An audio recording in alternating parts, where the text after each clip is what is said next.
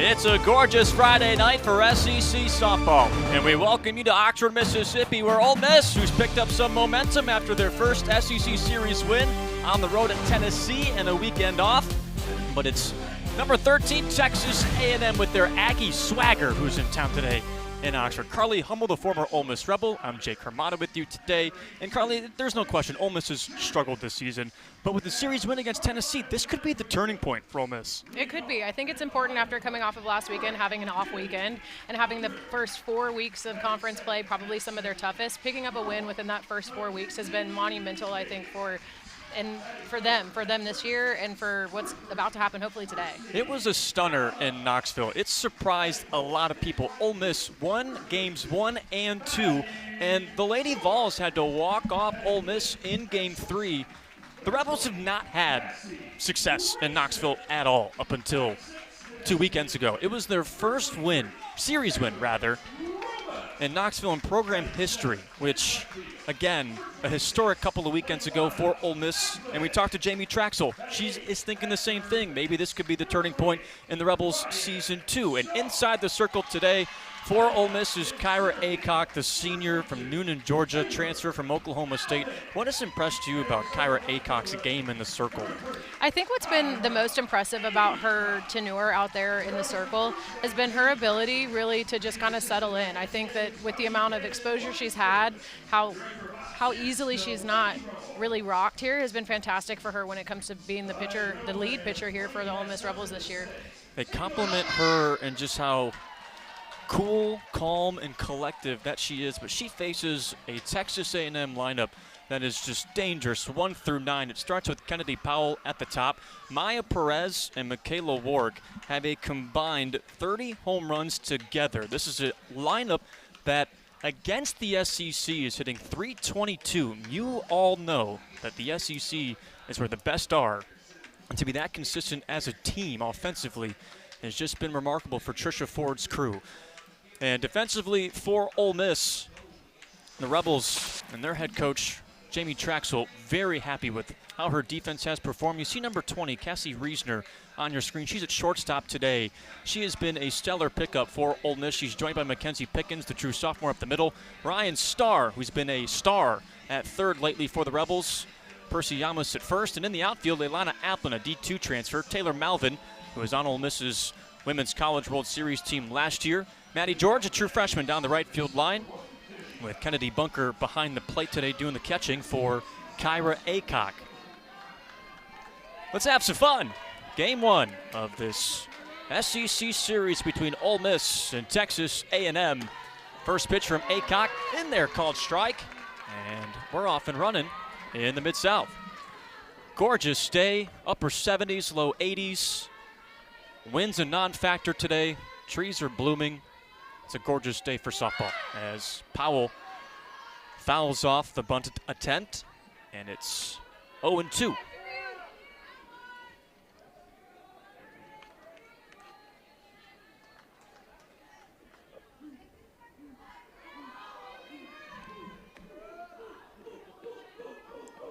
The 0-2 is bounced to the right side and past Pickens. Don't see her make too many mistakes at second base. Pickens. You don't. I think right there, if she had just stepped forward a little bit more, got herself and her body a little bit more in front of the ball there, I think she honestly would have had a solid play at first. And as the sun sets too here in Oxford, she's kind of in that area on the part of the dirt where she's in the sun, yes, but anything coming to her starts off in the shade. That's got to be pretty tough. Your reaction time has to be almost immediate, especially once it finally gets out of the shaded area. By the time it's seeing her, by the time it's getting to her when she is in the sun, you have to be able to pick up on that ball extremely quick if you want to get a solid read on it. Yeah, because you saw her come in on it, then hesitate, go back. And again, we talked about Jamie Traxel for Ole Miss, who raved about her team's defense at Tennessee and also in their midweek games. Talon Edwards at the plate and takes sign away, 1-1. They do give Kennedy Powell the hit, too. So that's number 56 on the season for Powell. Here's the 1-1. And it's flown out to the gap, left center. Malvin on the run, can't get there, the center fielder. It's Applin, the left fielder, who makes the long throw all the way to third base, and Powell retreats back to second. So a pretty long single for Edwards, who picks up her 38th hit on the season. And now Texas A&M, through their first two batters, have back-to-back singles. Yeah, I mean, I think that you have to kind of expect that coming in against Texas A&M. I mean, this late in the season, you're about midway through now. I mean, you know, SEC tournament is not far away, and I think right now you find that most of the girls on teams have kind of like hit their momentum. They're kind of in a rhythm here. Maya Perez at the plate, 14 homers this season from Corona, California, the junior. And Aggies lineup that's coming off a massive series win against then number 11 Georgia. Won the first game 3-2, then in a doubleheader they split last Friday. That gets by Bunker, and now the runners move up.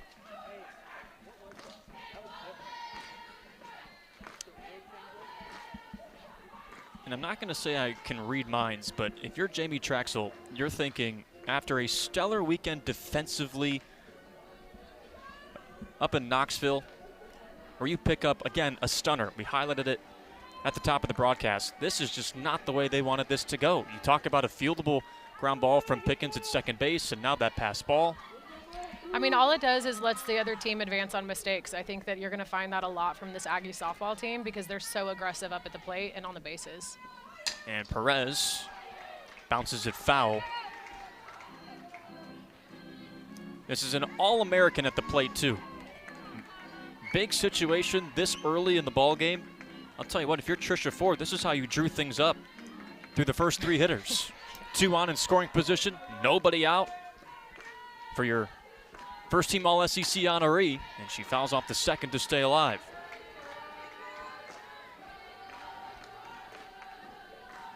Perez had a 304-foot bomb against McNeese earlier this week, too. Well, we know she's used to the long game with 14 home runs this year and hitting it for, 455? Outside from Aycock, 2-2.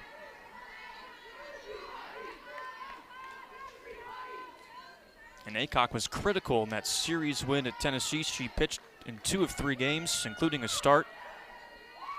Complete game start in game 1. And Aycock calls time. Still 2-2 to Texas A&M's leader in average slugging percentage, total bases and walks. She continues to stay alive. I think this is something we've kind of watched Kyra struggle with a little bit this year, is getting so deep into counts and kind of almost wasting more pitches than you feel comfortable doing, especially in the first inning here. What you want to try to do is to keep them off of their toes by not showing them everything you have at the top of 1. The 2-2. And Perez is just showcasing what she's able to do at the plate. This is a massive reason why she's an All-American, spoiling pitches and just frustrating opposing pitchers. Was that the worst when you were a pitcher back in your day? You could not put away a hitter? No, yeah, at that point you're just massively frustrated and you try to bring it back to basics, you try to work on fundamentals, and then too, a lot of this relies on scouting. The 2-2 misses low and away, 3-2. Again, Texas A&M has runners on second and third, nobody out thanks to back-to-back singles and a pass ball. I don't think here it would be the worst tip to put her on first. I mean, then you have a force out at any plate or any bag. Full count pitch, misses. Bases are loaded. That one was close. Yeah, I mean, I feel like right now, you want your catcher to kind of turn around and have a little conversation with the umpire and ask him where exactly that missed and just kind of have a little bit of relay there. Well, it doesn't get any easier for Kyra Aycock here because Michaela Wark's at the plate.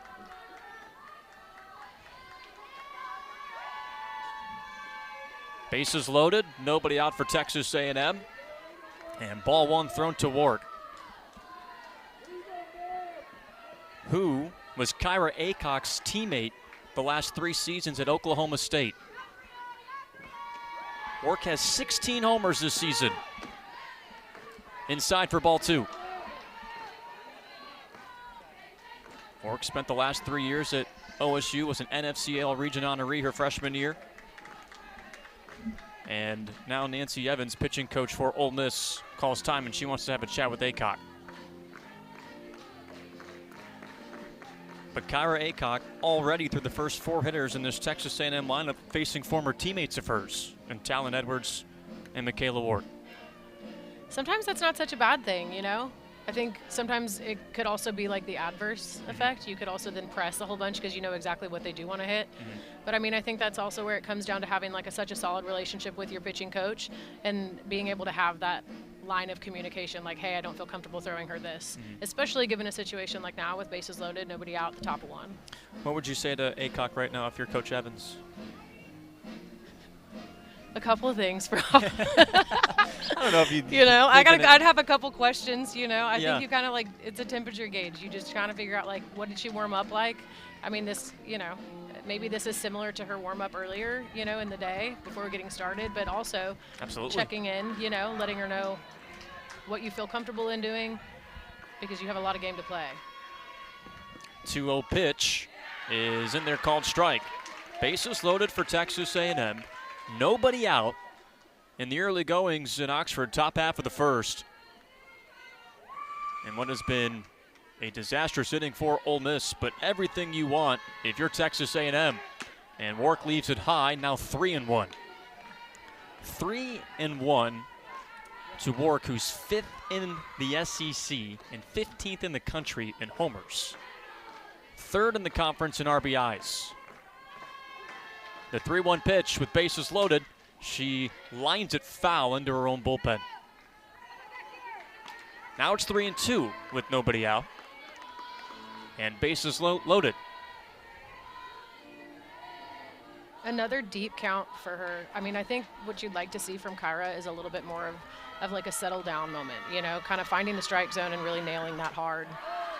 And walks her with bases loaded.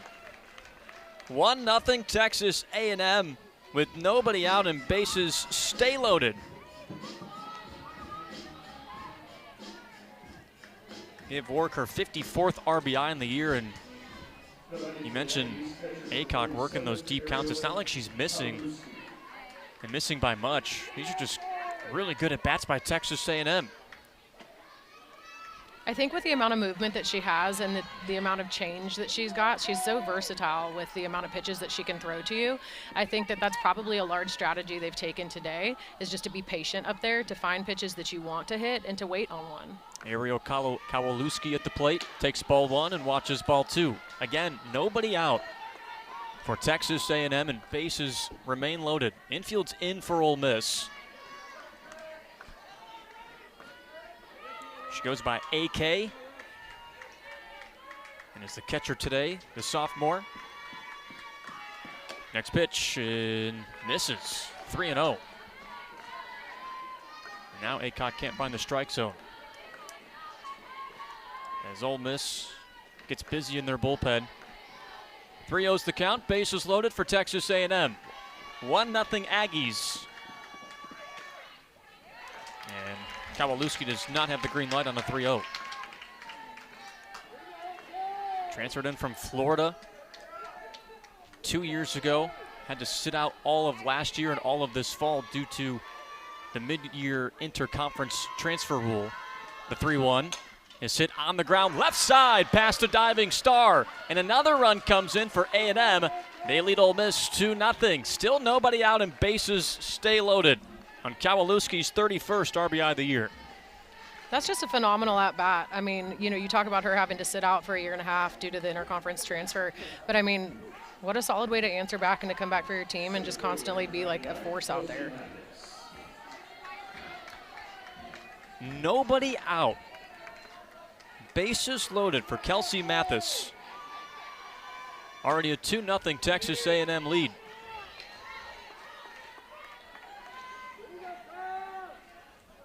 Kyra Aycock for Ole Miss just has not been able to locate. 2 walks this inning, 1 with bases loaded, and now the RBI single from Kowalewski. 1-0 to Mathis, misses.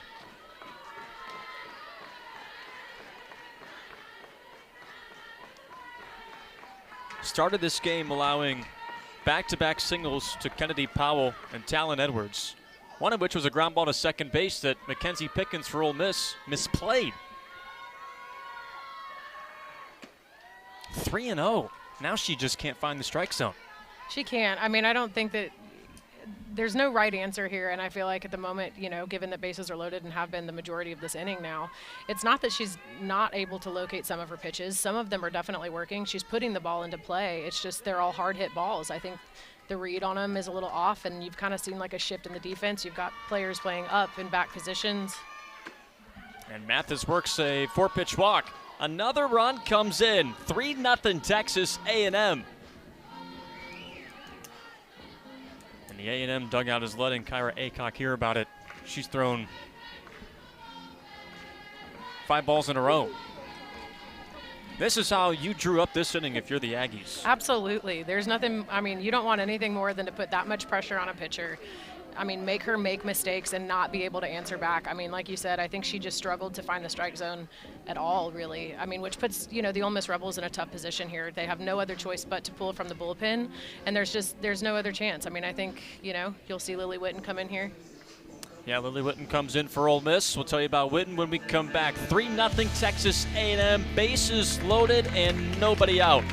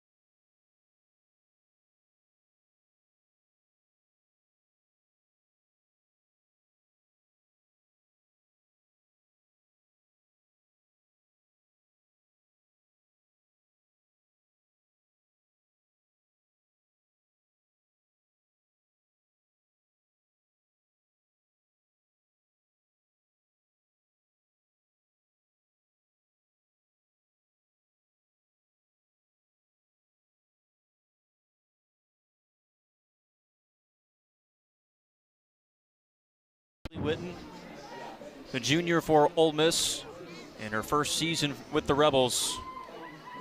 She too was a mid-year transfer last year, had to sit out all the spring and the fall. This is her first season playing for Ole Miss. 6-0 in decisions this season and 20 appearances, 2.46 ERA. And she's kind of been in this role for Ole Miss this year. When the starters get in trouble, she's come out of the bullpen, and all things considered, Carly, she's done a pretty good job for the Rebels. I mean, with a 2.46 ERA and being the saver here, I think that you couldn't ask anything more of Lily Witten, and she has done a fantastic job this year for Ole Miss and the Rebels.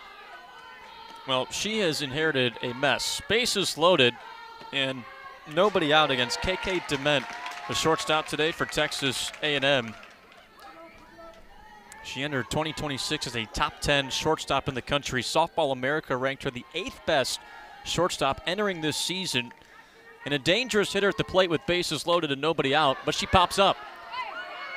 See if it stays fair. Looks like foul grounds. Ryan Starr makes the catch. And if you're Lily Witten, you're just trying to get in, out, and limit the damage as much as you possibly can here.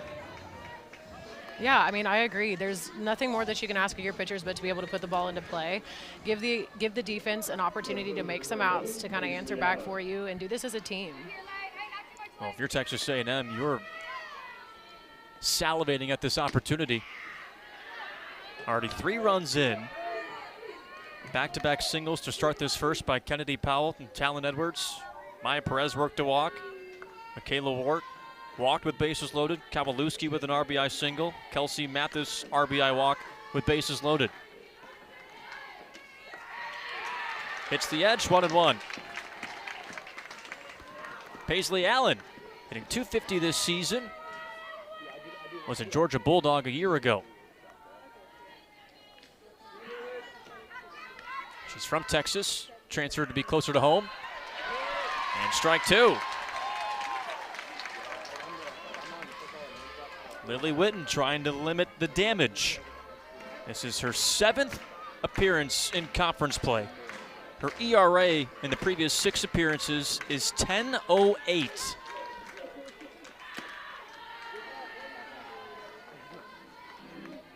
Yeah, you talk about finding a groove. I mean, bringing that ERA down that much.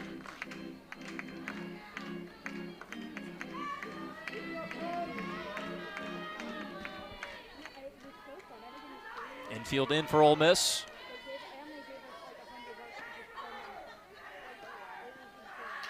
2-2 is fouled off as Allen sat back on that off speed.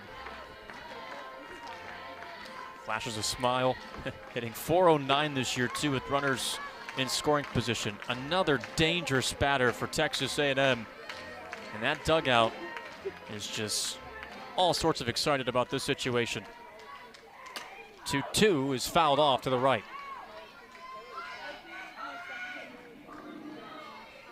This is what Trisha Ford wanted. Jump on the opponent right away in a series opener. I think you have to. When you know that Ole Miss just took the series, the last games that they played when they took the series from Tennessee, I think that this is the exact performance that you're expecting out of your girls at the top of one. There's Coach Ford. 2-2. Hit in the air to deep center, and Malvin makes the catch. It's plenty deep enough, though, to score Wark from third. 4-0, Texas A&M. On the sac fly RBI by Allen, her 15th ribby this year. I mean, she just gets a hold of that ball. I mean, and I know that she doesn't get on there, but she is able to make a production here for the team to put another run up on the board, and now it's 4-0. That's the 21st sac fly for Texas A&M this year. That's 9th in the country.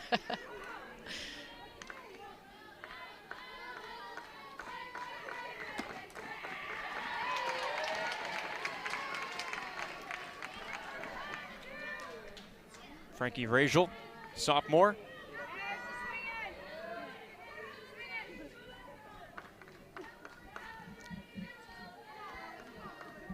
With runners on first and second base, the pitch is off the plate. Ole Miss faithful wanted it. Top of the order's on deck for Texas A&M. Done some damage on Ole Miss in the first. Kyra Aycock not even recording an out for Ole Miss in her 22nd appearance this year.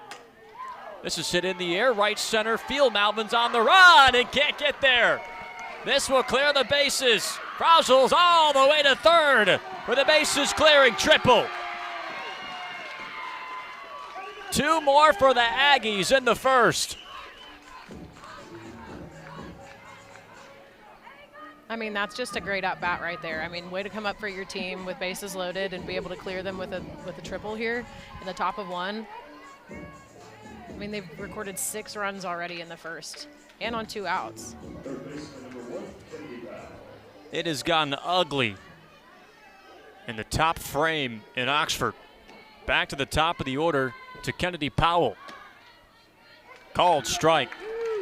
Had that single to start this ball game. It was a chopper to second base, and Mackenzie Pickens kind of hesitated. It got by her, and they ruled it a hit. But the Aggies have batted around in the top half of the first,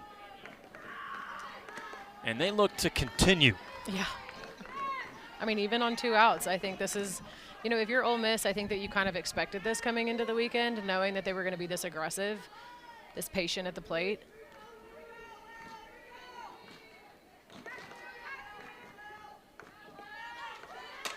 This is bounced up the middle, and there's Cassie Reisner, who throws out Powell as the Aggies score 6 runs in the top half of the first. Ole Miss already with some work to do, and they've yet to grab the bats.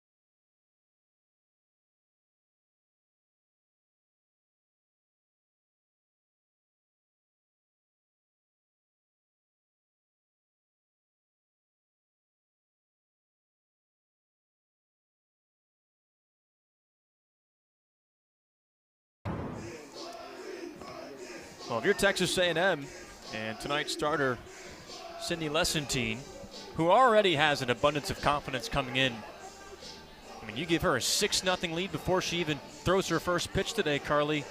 That's going to be one tough ask for anybody. Agreed. I mean, I think that there's no better way that you want to come in starting this, getting this close to the end of season, knowing that everyone's trying to take a bid here into the postseason. Gives her a fantastic little cushion here at the start. True sophomore in her second season at Texas A&M. A year ago led A&M in ERA, whip, and opponent batting average. Earned 2 wins in that big series win against Georgia last weekend. It's also the first time this season she's gotten 2 wins in SEC weekend. 6 innings, 6 strikeouts against the Dogs in game 1 of that series. Of her 6 strikeouts, 3 of them down looking. And then 5 2/3 in the finale. Allowed 7 hits, but just 1 earned run.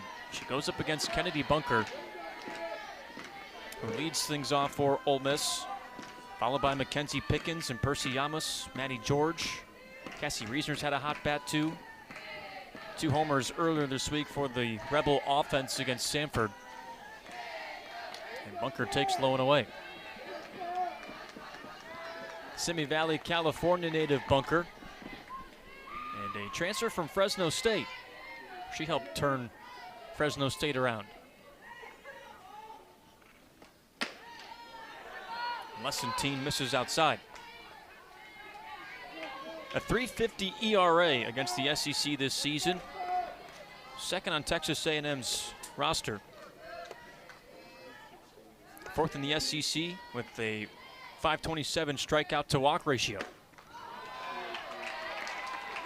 3-1.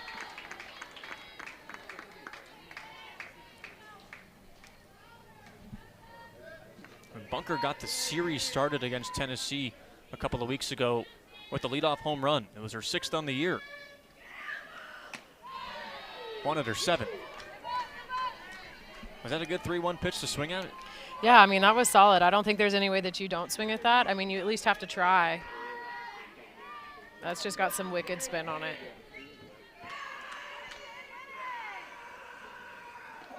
3-2, swing and a miss. Lessentine's 80th strikeout this season. I mean, she does a great job of staying off of the plate, low, and it kind of even backdoors in there just a little bit, which you're going to find is one of her best pitches. I think if they can lay off of that, she may miss more outside, but I mean, as far as level, that's going to be a strike all day. Paints the edge on Mackenzie Pickens, 0-1.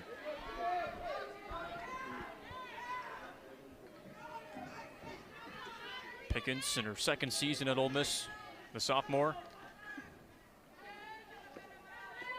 Hitting just .182 against the SEC this season, 6 for 33 at the plate. And an Ole Miss team that's just struggled in conference play. Hitting .199 as a team against the conference that's worst in the 15-team SEC. And Pickens ropes it into right center, down for a base hit and all the way to the wall. Pickens hustles into second with a standing double. Ole Miss needed that. Pickens with her 6th double on the year.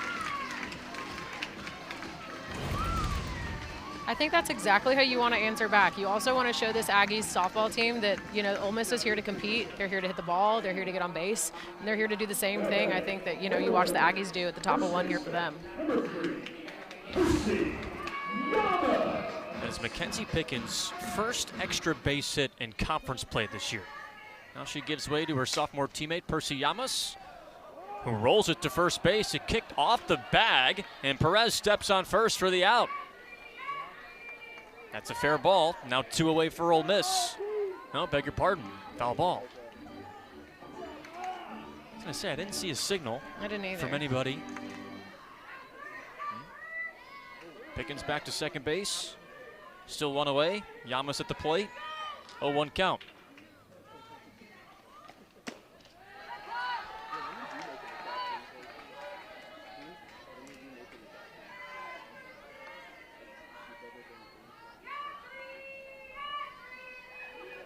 Yamas, an NFCA All-South Region second teamer, All-SEC second teamer her freshman year last year. And looks at strike two.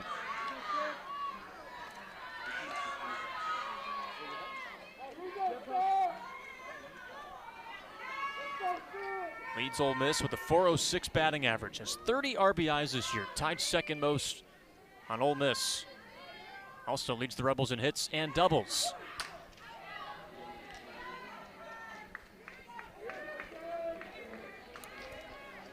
Just say there's a reason why Percy Yamas is in the 3 spot.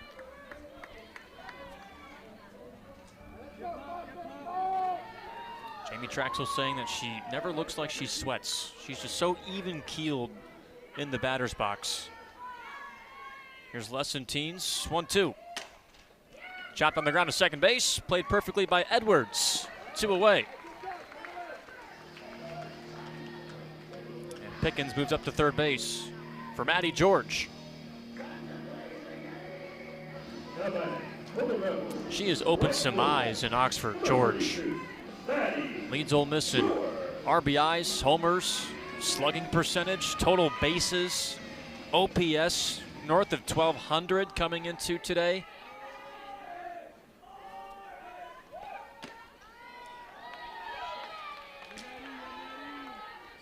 How tough is it to be so good so early in one's career like George has been in the SEC?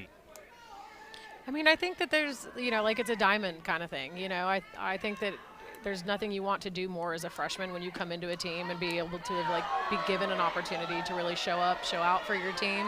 But it also makes it a tough ride coming, for your years to come. With experience, you expect that she'll just get stronger, she'll get better, you'll see those numbers rise. But, oftentimes or not, you'll find yourself in a couple ruts.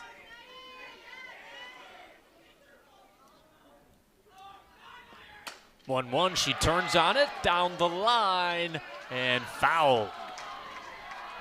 Had the distance, but on the wrong side of the foul pole.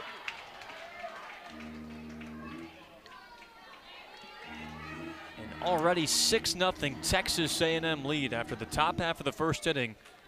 Kyra Aycock didn't record an out. Bases loaded, walked in 2 runs, an RBI single. Lily Witten then allowed a 2 RBI triple. And George on a rope into center and played by Mathis, who makes the catch, and Ole Miss strands Pickens on third. It's still a 6-0 Texas A&M lead through the first inning in Oxford.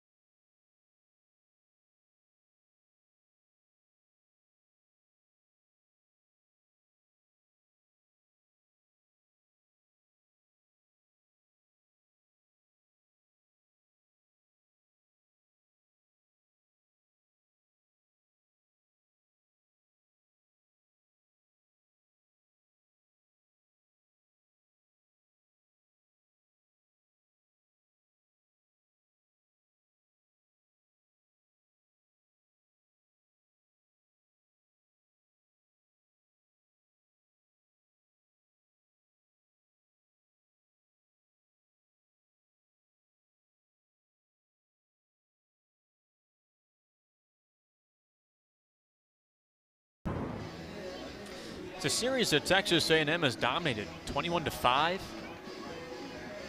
fact, the Aggies have won 5 of the last 6 meetings. The last Ole Miss series win was in 2021. Last year, these two teams met in College Station. Texas A&M was ranked 7th, and Ole Miss was swept It's the Aggies' 4th ever trip to Oxford since joining the SEC. Talon Edwards faces Lily Witten, and Witten leaves it high for ball 1. Singled in her last at-bat in that 6-run top half of the first inning. And you know this Texas A&M offense, they're not done yet.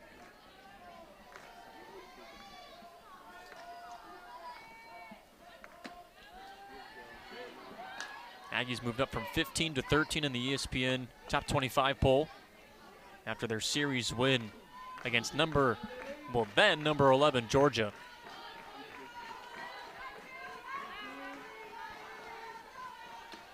Now 3-0. Their RPI's 20, highest it's been all season. This is an Aggies team trending in the right direction. They've won 3 of their 4 SEC series at this point in the year, taking down Kentucky, LSU, and like we mentioned, Georgia. A 4-pitch walk. You know, I think that this is a common struggle we've seen from the Ole Miss pitchers, is their inability to kind of settle in and find the strike zone. I mean, at this point, you've got to be able to come back with a pitch that you know you can count on to at least get you a strike, to try to keep those numbers, I mean, just down. I can't even say a little down, but you've got to be able to control the walks here. Coming into today, Ole Miss had walked 65 batters in conference play. 2nd worst in the SEC. Yeah, that's a lot. And the A&M dugout is letting Lily Witten know how many balls she's thrown in a row. 6 of them.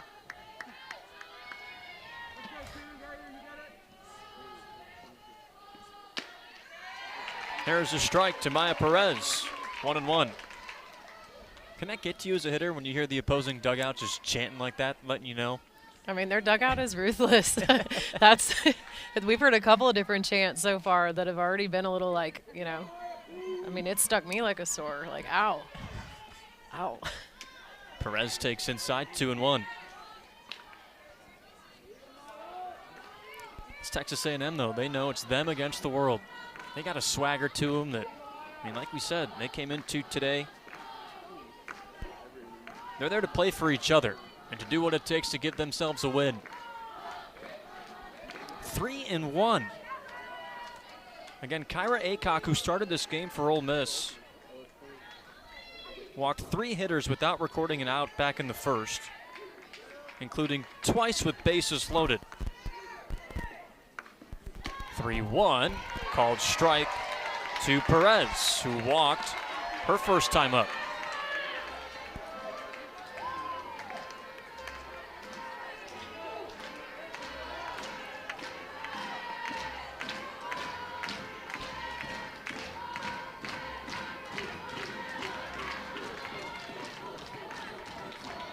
Three-two, and Perez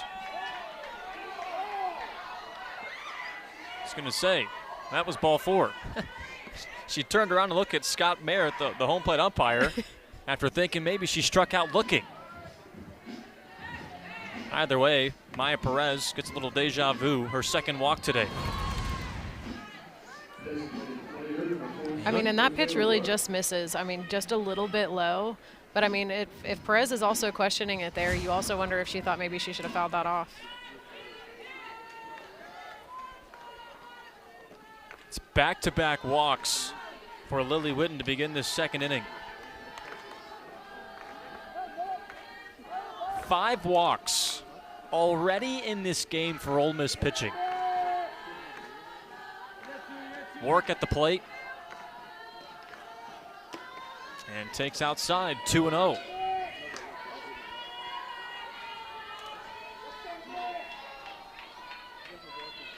Now Kennedy Bunker out to have a chat with Lily Witten. And Witten's coming off a really good outing, too, for Ole Miss. I mean, she tossed 7 scoreless innings against Memphis.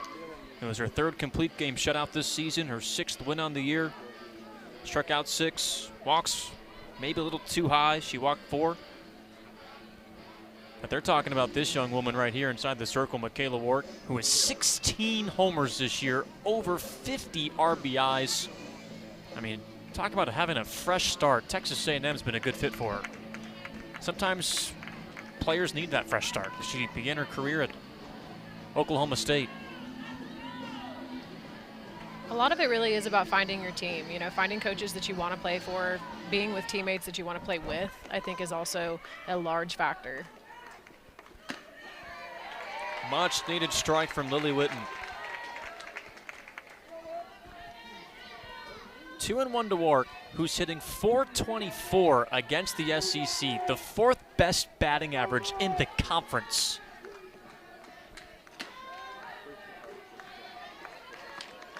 Now that .424 hitter in conference play has a 3-1 count. This is kind of reminiscent of the first inning, you know. You're hopeful here that she's able to at least show out a little bit. At least just allow the girls to put the ball in play. Give your defense an opportunity to make an out. And hopefully not have any long ball. The Aggies can do that too. 56 homers this year hit by Texas A&M. 6th in the conference. 27th in the country. Aggies sit 5th in the SEC standings. This is flown in the air, down the right field line. It's got a chance and it's gone. The Aggies are pouring it on in the series opener in Oxford.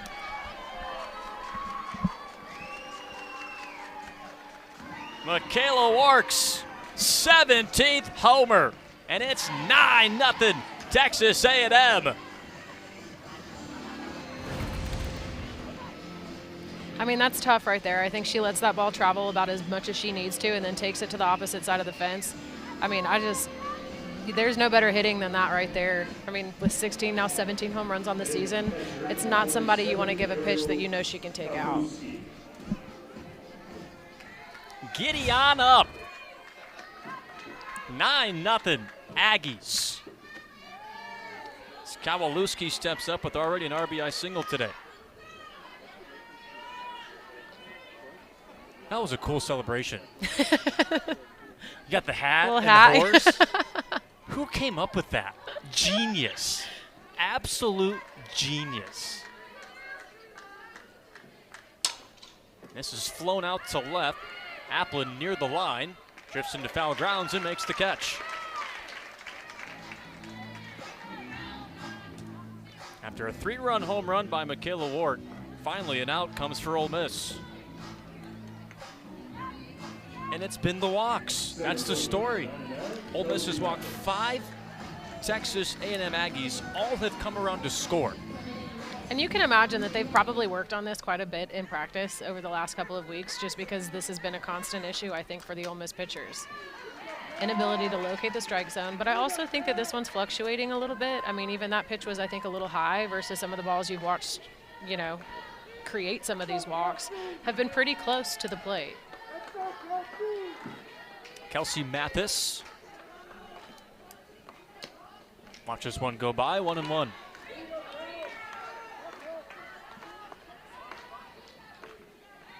RBI walk, also a run scored back in that 6-run first inning. Still a long way to go as Witten steps off. Mathis, a Waco, Texas native.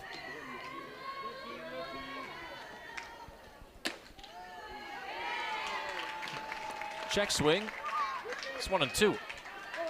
Mathis is hitting .364 against the SEC this year. Her season average is .338. Very rarely do you see players do better Yeah. in SEC play. In your own conference, yeah, right. Because this is the top SEC conference in the nation. Rips it back up the middle. Base hit.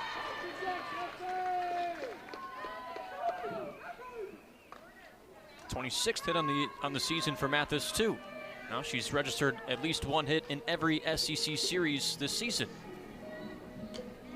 And gives way to KK DeMent. No, it's been a disastrous start for Ole Miss, who's allowed 6 hits, 9 runs. They've walked 5 batters. Ole Miss pitching has not struck out a hitter at all. And this is hitter number 16 to the plate for Texas A&M.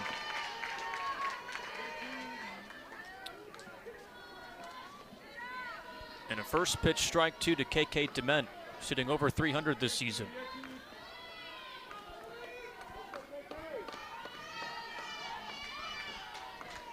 And Dement bloops it right to Cassie Reisner, who makes the over-the-shoulder catch. Throw to first base in time to double them up.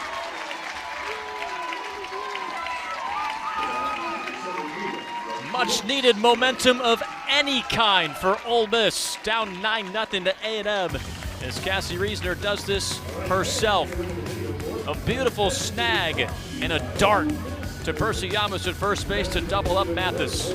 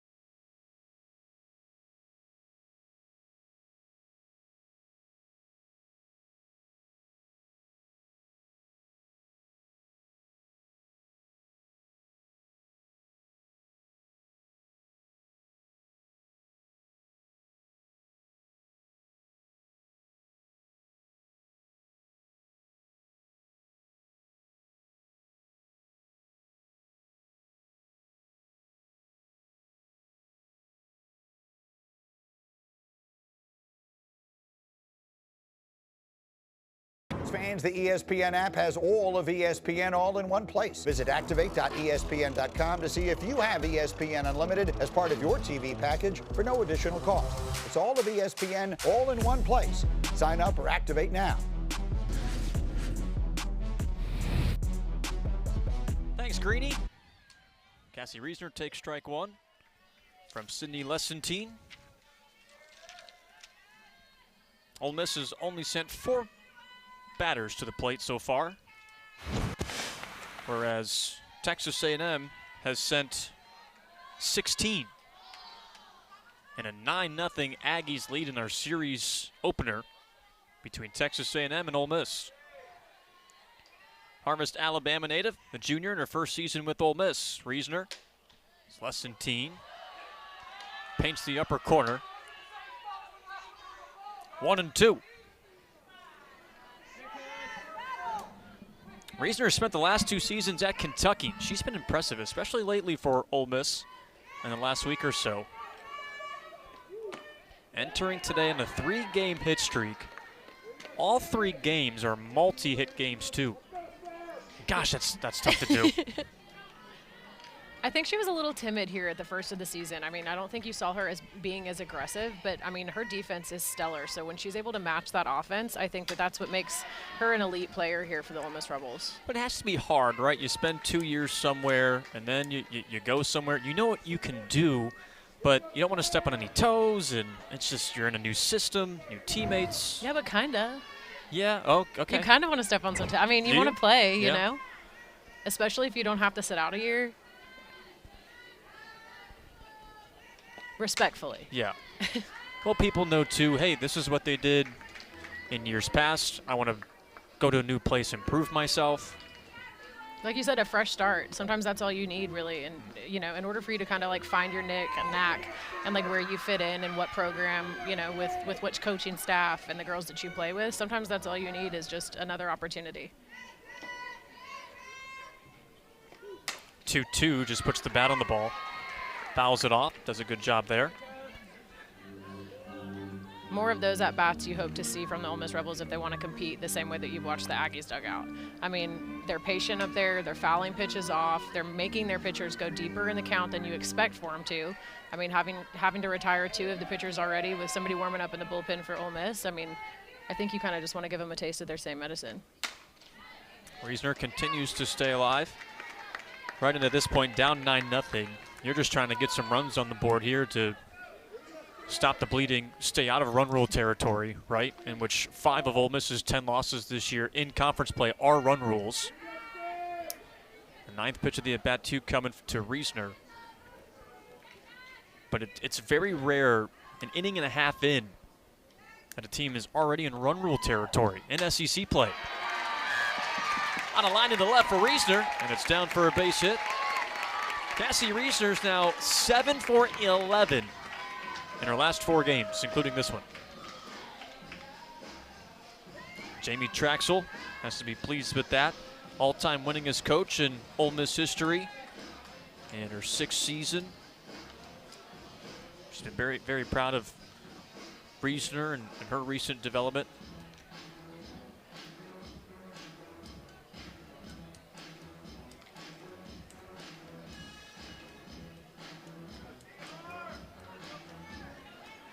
There's Coach Traxel on the left.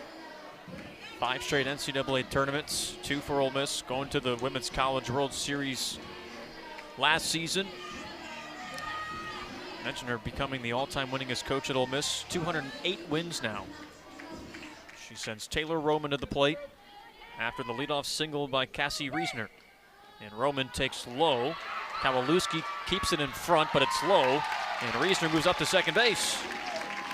The kind of aggression on the base pass you really want to see from your players down 9-0 in the second.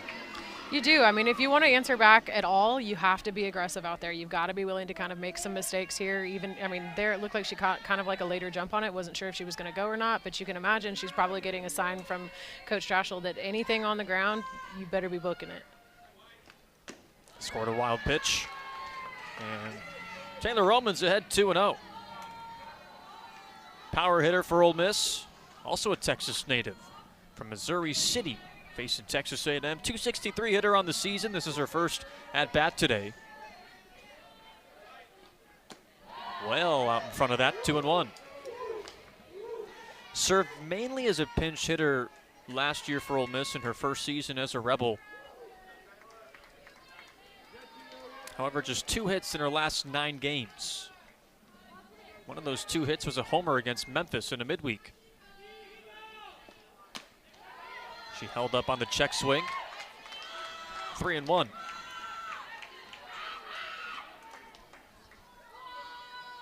Sydney Lessentine allowed that 1-out double back in the first inning to Mackenzie Pickens. But other than that, to begin this ball game, pretty much cruised through the first frame. On the ground to third, and foul.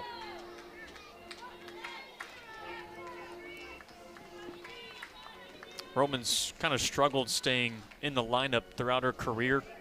She's been battling some injuries. That's why last year she was more of a pinch hitter. But going into the Tennessee finale a couple of weeks ago, she played in her 23rd straight game. It's the longest stretch of consecutive games in her career. Swings and misses for strike 3. Her 15th strikeout in conference play, that's second most in the SEC. I mean, the hard part here, too, is that you haven't seen her enough to really be able to pick up on anything that could keep you from laying off of some of those pitches, you know, being able, you know, relying on your dugout to tell you to sit, to wait on some things. They just haven't been able to see enough of her, I think, in order for them to kind of make some solid adjustments. You know, it's interesting you bring that up about Sydney Lessentine, who now faces Leilana Applin, Ole Miss's left fielder.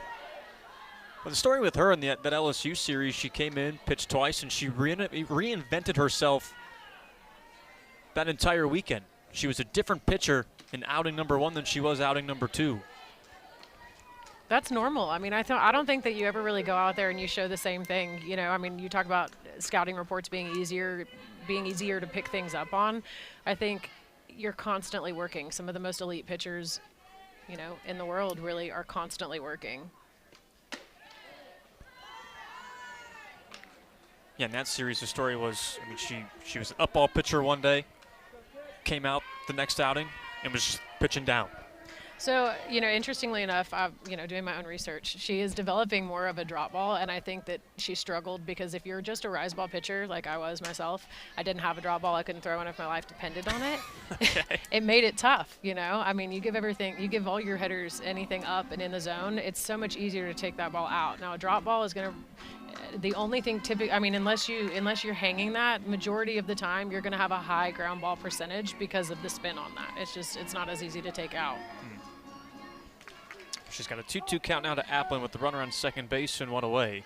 9-0 Aggies early in this one. And it's outside. Why is it such a tough pitch, you think, to develop? For me, I mean, it was I have watched multiple pitchers be able to do both. Now, sometimes you'll find that it doesn't affect some girls, but a lot of it has to do with the explosion and coming off of the mound, whether or not you can keep your arm further in front of you versus behind. Between the legs of Dement. And ricochets in the left, halfway down the line. Applin brings in a run. Reisner scores from second base, and Ole Miss is on the board in the bottom half of the second. That was hit hard. They'll give Applin the hit. And that's tough for any shortstop. It was scorched right to her. Yeah, I mean, that's a hard read right there, especially, with nobody out at that point, or one out. You've got a runner on. Your defense is going to be back. There's no way you're crashing in on that. That ball gets, 3 good hops on the ground, and majority of the time you're either looking for trouble or looking at trouble or definitely a base hit. That was Leilana Applin's 4th hit in SEC play. As Rachel Connors comes in to hit for Ole Miss. Ryan Starr was slated in this 8th spot, and without even an at-bat, Jamie Traxel goes to Connors here. And ball one thrown to Connors. Sophomore from Chandler, Arizona, smashed her 2nd home run of the season against Samford.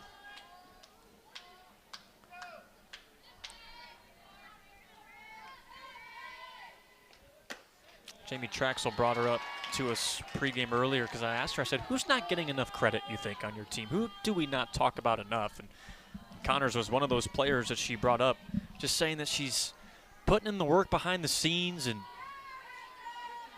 that's why she's been getting some opportunities here. Takes a strike. Connors, too, listed as a catcher and a utility player. Has Kennedy Bunker in front of her right now, but Coach Traxel has raved about Connors' leadership in the past to us. 2-2.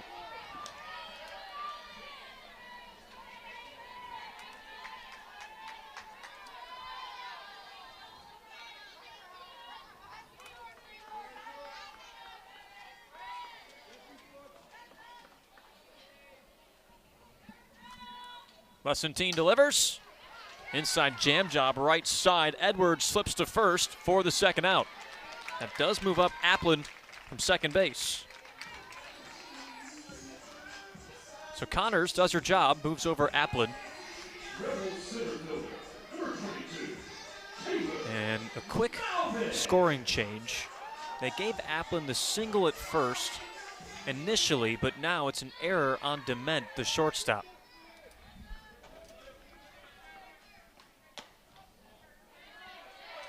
Brings up the 9-spot hitter, Taylor Malvin.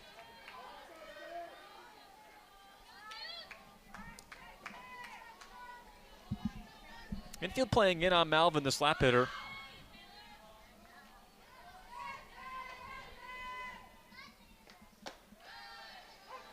Malvin kind of serves as that 9-spot leadoff hitter. Which is actually a pretty good game plan. We've seen her in the leadoff spot before. Jamie Traxel switching Malvin with Kennedy Bunker.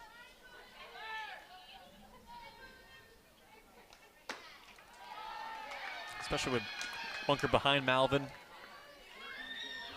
Coaching staff hoping that they can build off each other in this lineup. There's Bunker, who's on deck, and with 2 outs has the shin guards on. 2-1 is flown into left and over the head of Allen, all the way to the wall. Malvin on her horse to second base, takes the turn. And Ole Miss celebrating down 7. Bottom half of the second inning and 2 away. Slowly but surely chipping away as Allen just had a bad read and left.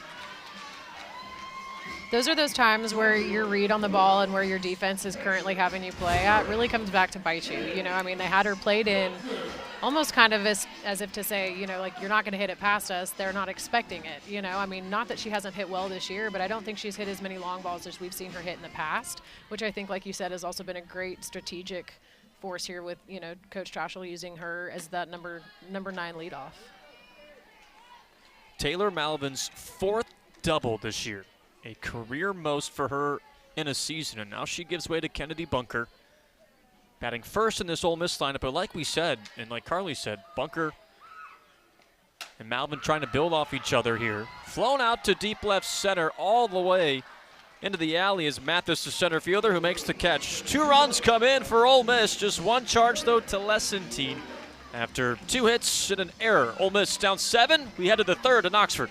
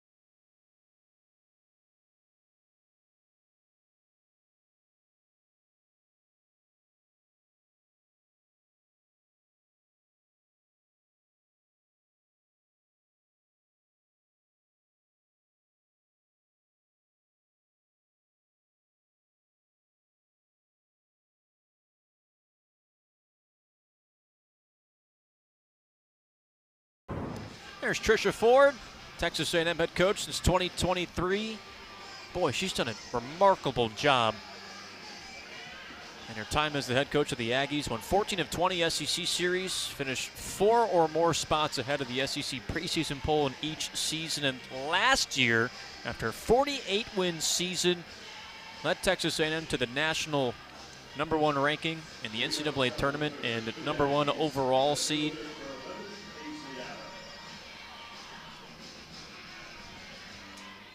Coming off back-to-back 40-plus win seasons, too.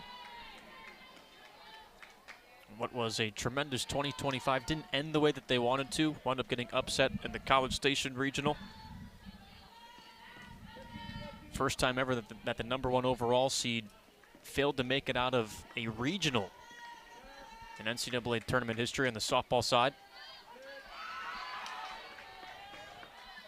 But that 48-win season, the most wins for Texas A&M in a year since 2008. They placed 2nd in the SEC, their highest finish since joining the league in 2013.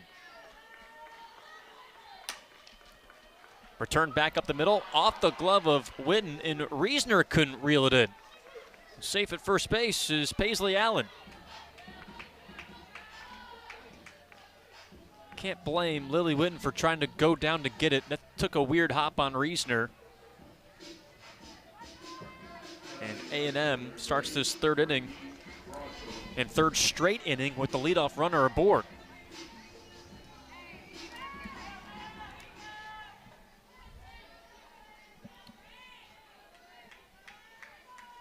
Frankie Fragile at the plate.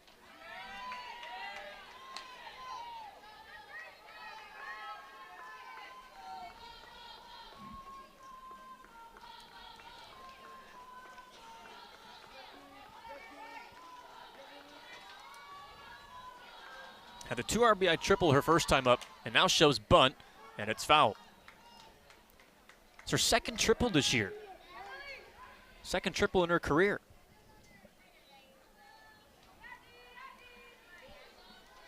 True sophomore talked about her biggest jump from last year, confidence. That's such a simple answer, but there is so much loaded in that answer too, behind the scenes, mentally, physically. I mean, you've been through it before, that freshman to sophomore year jump. I mean, confidence is a big part of, and gaining confidence is always a big part of your development. I agree. I mean, I think, your freshman year, there's a lot of change. There's a lot of strength that you're facing, I think, against even just like others. You watch girls that are 4 or 5 years older than you, potentially even larger than that. Reisner to second and gets the force out. The shortstop for Ole Miss has played tremendous in the early parts of this game. Had a double play last inning that got Ole Miss out of the inning. Now there's one away in this third.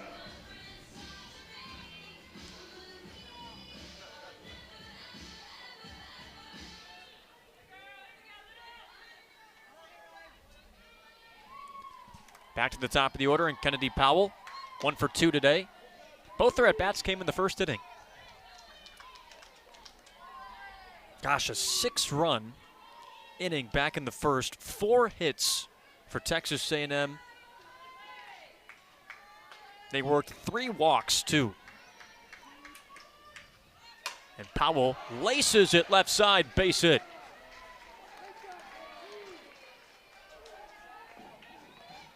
Now runners on first and second base for Texas A&M.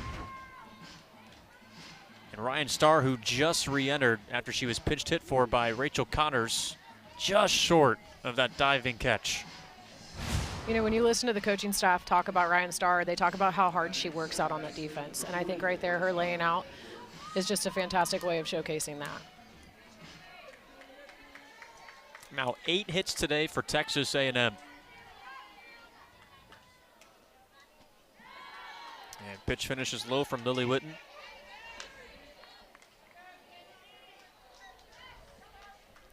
Talon Edwards at the plate. She is the 20th batter to come up in this game. And we have 1 out in the third. You played nearly a whole game already in just the first 2 innings. And leaves it high. The story today for Ole Miss this early, the walks. They've walked 5 Texas A&M Aggies. That was back in the first 2 innings. And all 5 came around to score. 8 hits so far, including a 3-run home run by Michaela Ward.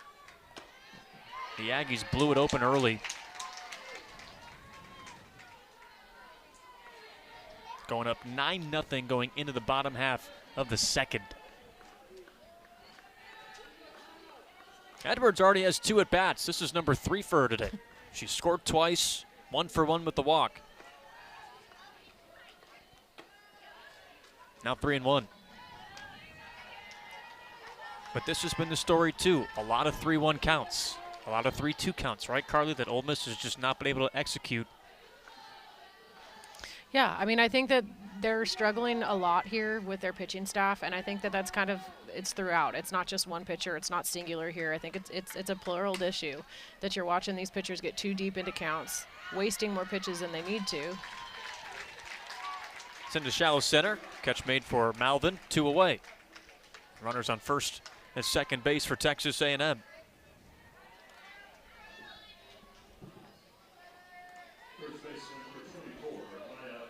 Maya Perez steps up with 2 walks today. She now has 19 walks in SEC play. That ranks highest in the league. And also with 14 home runs, like, that's just a patient hitter. Like, there's a reason that she's an All-American. That's those numbers right there. There's no way you can't letter her. First team All-SEC honoree as well last year. Well on her way to another all-conference first team honor after this year. I think what's cool about her story is that she represented the Mexican national team last summer. Played in the Pan American Championship in Colombia. Got to experience her culture a little more, she said, and also leave the country for the first time.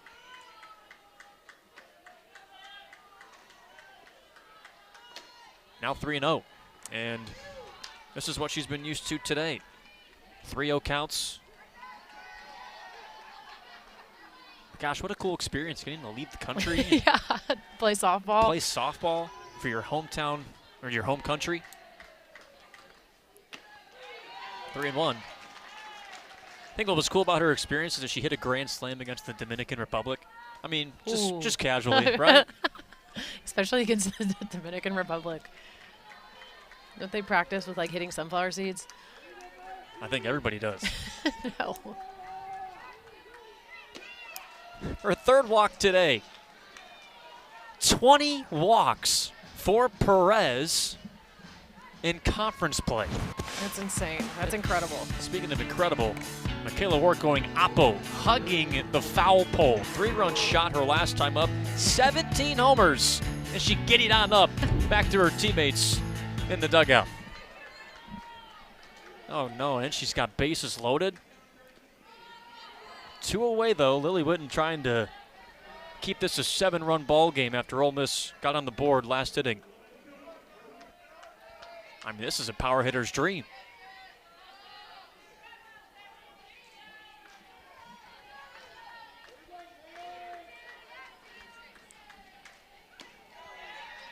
Strike one. And she's having a much better year than last year, Wark. When she was at Oklahoma State, she hit just .241 last season in 53 games. And coming into this at bat, she's up to .367. We talked about fresh starts and what it could do for a player. I mean, she's the prime example. So Whitten with a really good pitch, 1-2.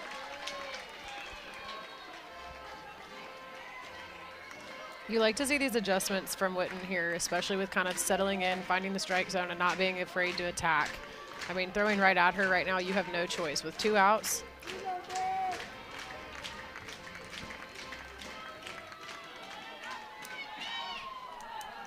2-2.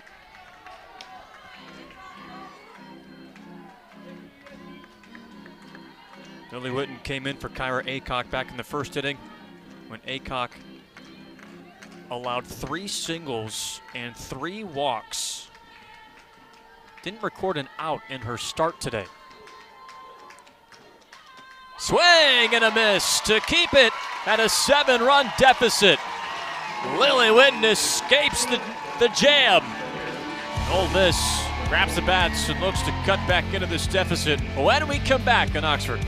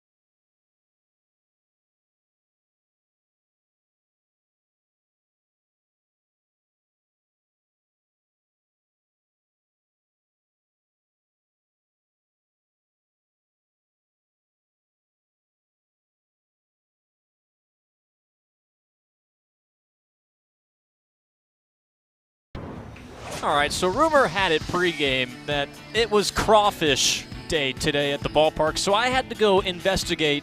There was a cooler full of crawfish out in right center field, and I felt guilty that I took too much. So I went back and put, it's for the fans. It's for the fans. So I just put a little back, and I grabbed us some taste testers here too. So Carly and I, at some point, we'll get to this because I think it looks like we're about to, play ball here. But I came back with a couple. We are crawfish connoisseurs. We know what we're doing here, but we'll get to this in a minute. But you can't do anything at the ballpark without a camera watching you. So Mackenzie Pickens leads things off and takes ball one. Pickens had a double back in the third inning. We're going to need napkins, too, while we do this. Yeah.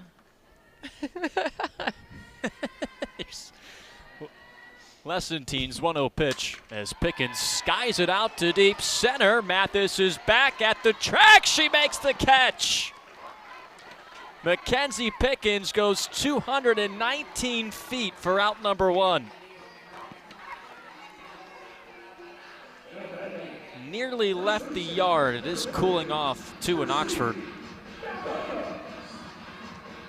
That ball not traveling as far today. It's not. I feel like the air is a little still. The flag's not moving at all, which means you've got to have all the power in order for you to get that over that 220 field. Percy Yamas fouls it off.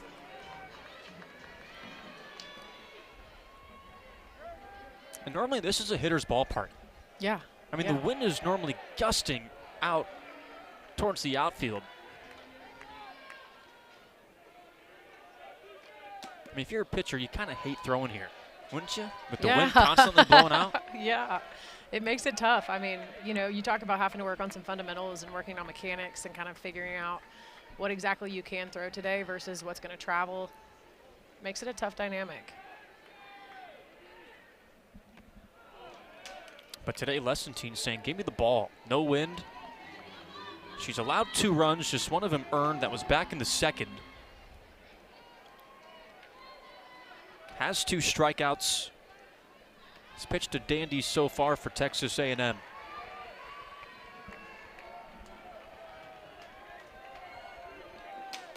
Yamas tugs it. Still 1-2.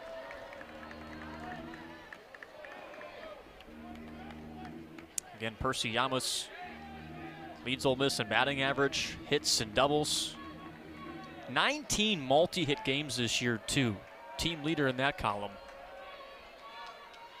Ole Miss's most consistent hitter. 1-2. Now it's even to Yamas. Right now, her 4-game hit streak and 7-game on-base streak are the current longest streaks on Ole Miss's roster.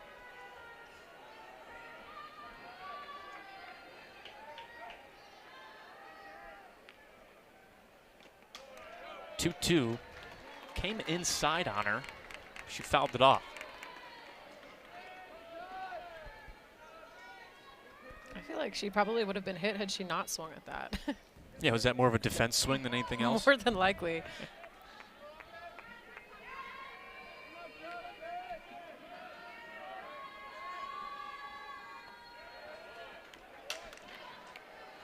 Spoils another pitch, fouls it off the top of the netting into her own bullpen.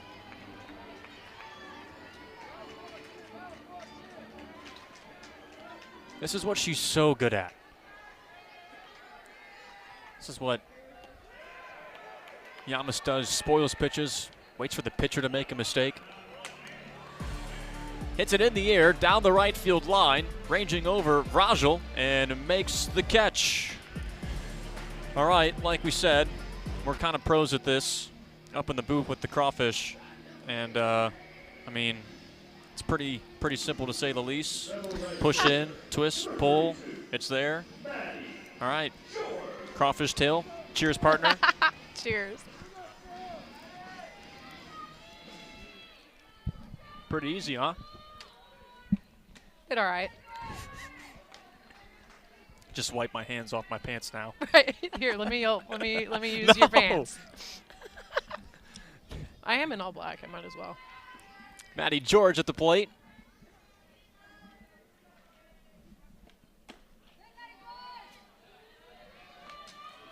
This is low and away. 2-0.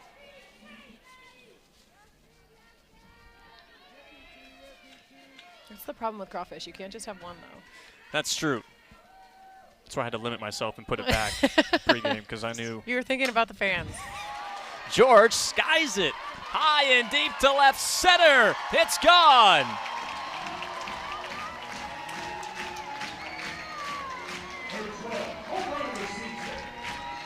12th on the season for Maddie George. She moves from 10th to tied 5th all time for most homers in a single season at Ole Miss. Talk about getting a piece of that ball. I mean, she absolutely, and she takes that opposite side of the field too. Both home runs we've seen today have been in the opposite direction, but she takes that well over the American flag there. Nice. Now one of Ole Miss's hottest hitters, Cassie Reisner at the plate, who's 7 for 11 in her last 4 games.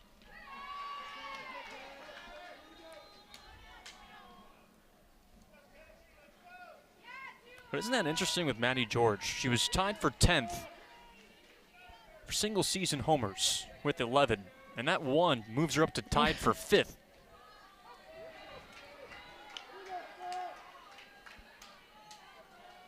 A 6-way tie. That's a freshman.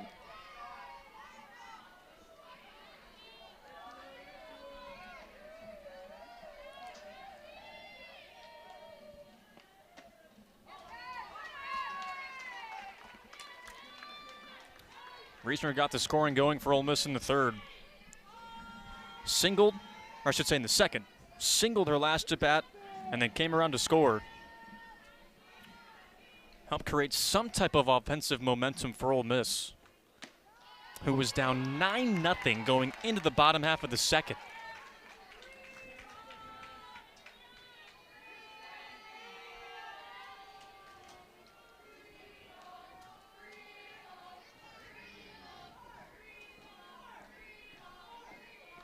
"3-1" is ripped into left center, all the way to the wall for Reisner. She's thinking 2, but retreats back to first base. How about Cassie Reisner? Now in her last 12 at-bats, she has 8 hits.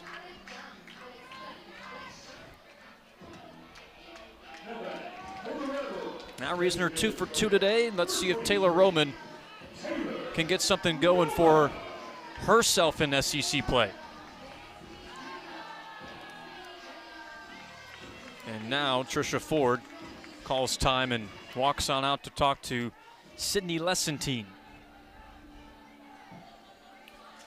Ole Miss has hit Lessentine today. In that first inning, they had a double offer. There's been some hard contact, but now it's, again, that second inning.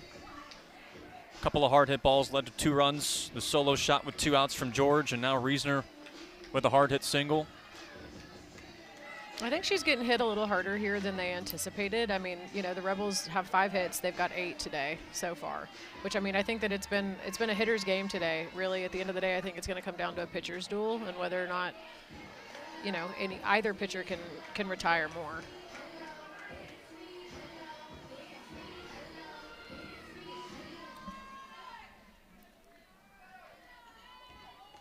Pitch to Roman. She can make you pay with one pitch, too.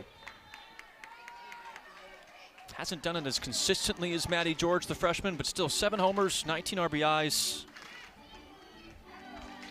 And she started SEC play 6 for 15 at the plate through the first 2 series. She was Ole Miss's hottest hitter to start conference play. Has since cooled off just because of chasing pitches like that. That was her Achilles heel in her previous at-bat. You know, I think here you like to see a little bit more of an adjustment, especially with, you know, a player as tenured as she is, a senior, this being her last year, not watching her chase as much. Laid off that time.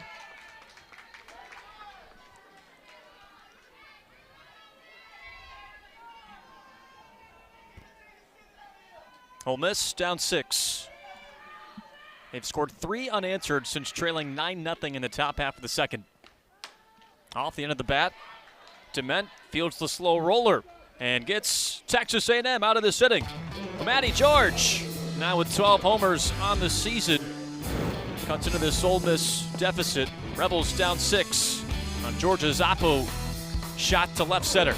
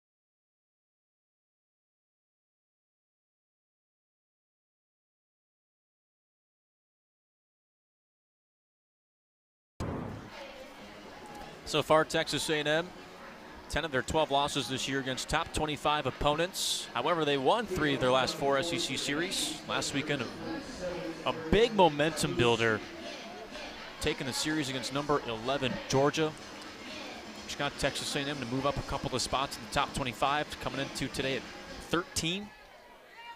Got off to a hot start tonight in this series opener against Ole Miss, as Kowalewski leads things off in this 4th inning. 9 runs for Texas A&M through the first 2 innings. 6 runs off 4 hits and 3 walks in the first. 3-run homer after back-to-back walks in the second. Ole Miss is trying to fight back, and a scorcher right to Ryan Starr, who makes the catch in the hot corner at third. I mean, again, with her stellar defense, I think that Ryan Starr has been such a solid player for Ole Miss at third base here. I mean, and I know that she's not getting as many opportunities offensively to show out, but I think that as long as she can stay as solid as she is on the field for their defense, you're going to find her constantly starting here in this lineup. She's very athletic, and Jamie Traxel was telling us about it too pregame, because Grace Thompson was getting the majority of the time at third as Kelsey Mathis comes up for her 3rd time today with an RBI and a single.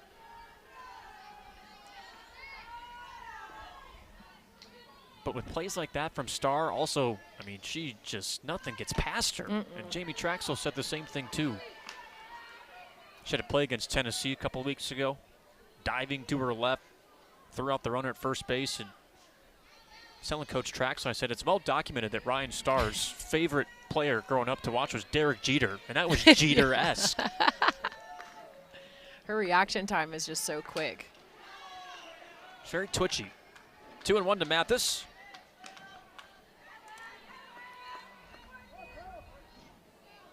Number 99. Sophomore in her 2nd season with A&M, hitting .364 against the SEC this year. 4th highest batting average on the team. Just missed from Witten.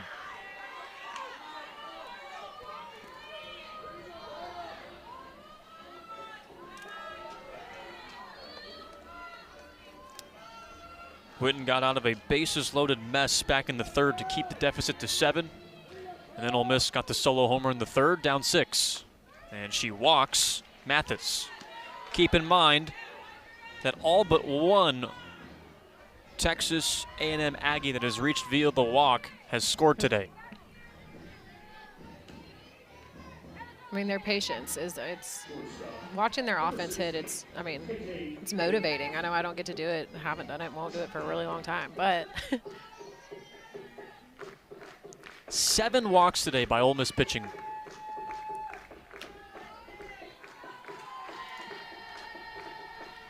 KK DeMent blooped into what would have been 6-3 double play to end the second inning. She was 3 for 8 in that series win against Georgia last weekend. Scored 2 runs. 1-1. It was a rubber match that Texas A&M won 2-1 in College Station. They had to play a doubleheader to round out the series. Fly ball to center field, and Malvin makes the easy catch. And DeMent's now 0 for 3 today. Trisha Ford loved her team's fight last weekend again in that series to Georgia. She was not happy about dropping game 2, the first game of that doubleheader, 10-6. I mean, the Aggies just did not look like themselves, she said. She said, and I quote, "We were brain dead in that first game." gosh. She said, "Sorry, I'm tired. I'm a little, my filter's off." Slow bouncer to start, guns it over the first base to retire Paisley Allen. And Ole Miss keeps the deficit at 6 in 4 innings in Oxford. Rebels with some work to do. They grab the bats when we come back.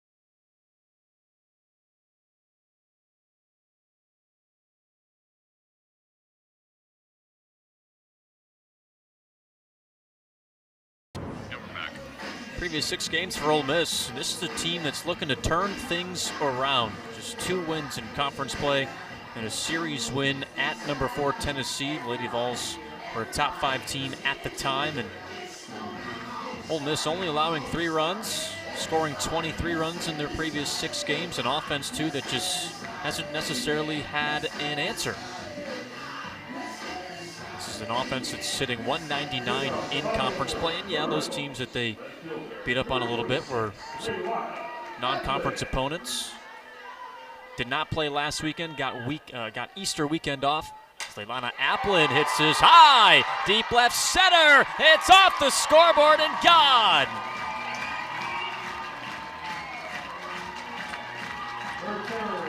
Her first homer in SEC play. And now Ole Miss is down 5. Rebels with their second homer tonight. What a nice way to start this inning, too. With no outs, go ahead and just hit a home run, put 1 more on the board. Ole Miss has scored 4 straight since trailing 9-0 going into the bottom half of the second. You like to see the answer back, at least have a little bit of aggression up there at the plate, a little bit more patience. And again, that's one thing when you trail 9-0 early. You at least go back to your dugout knowing this game's not over. No. If you can just claw your way back slowly but surely,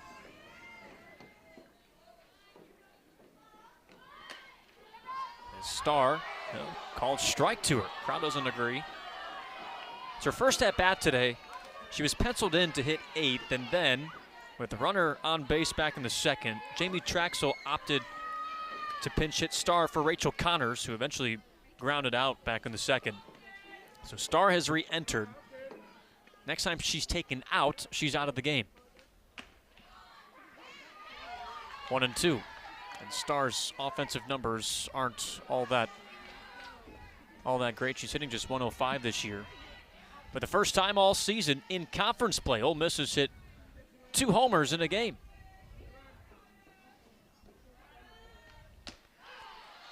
Called strike 3, low and away. Lessentine gets her 3rd strikeout today, and first looking.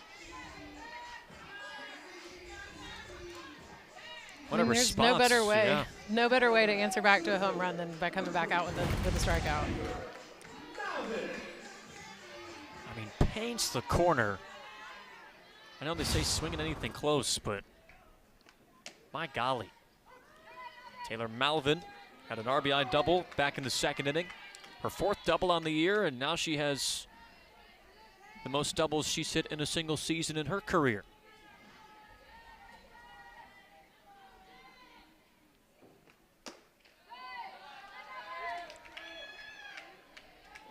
Ole Miss slowly but surely trying to battle back in this series opener. They were swept by Texas A&M last year in College Station. The Aggies were ranked 7th at the time. This is looped into left and drops in front of Allen. Malvin goes right back to Allen, who she hit that double over her first at bat. 2 for 2 day for Malvin. Now 9 multi-hit games this season for the senior from Johns Creek, Georgia. But if you're Ole Miss, it's going to come down to crooked numbers at this point. Yeah, I mean, I think that they're doing a great job so far, having, literally having scored, the Aggies are put up 9 runs in the first 2 innings. Makes it tough, but like you said, there's plenty of ball game left to make some adjustments. And with more opportunities. Fouled off by Bunker. And again, a lot of those runs scored by Texas A&M, they're taking advantage of walks. Ole Miss is walking the Aggies less. 2 runs scored for Ole Miss in the second, 1 in the third, and now Bunker thought about laying one down.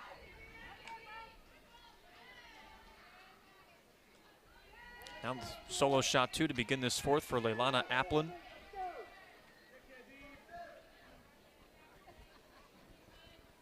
Still a little bit of ways to go for Ole Miss down 5.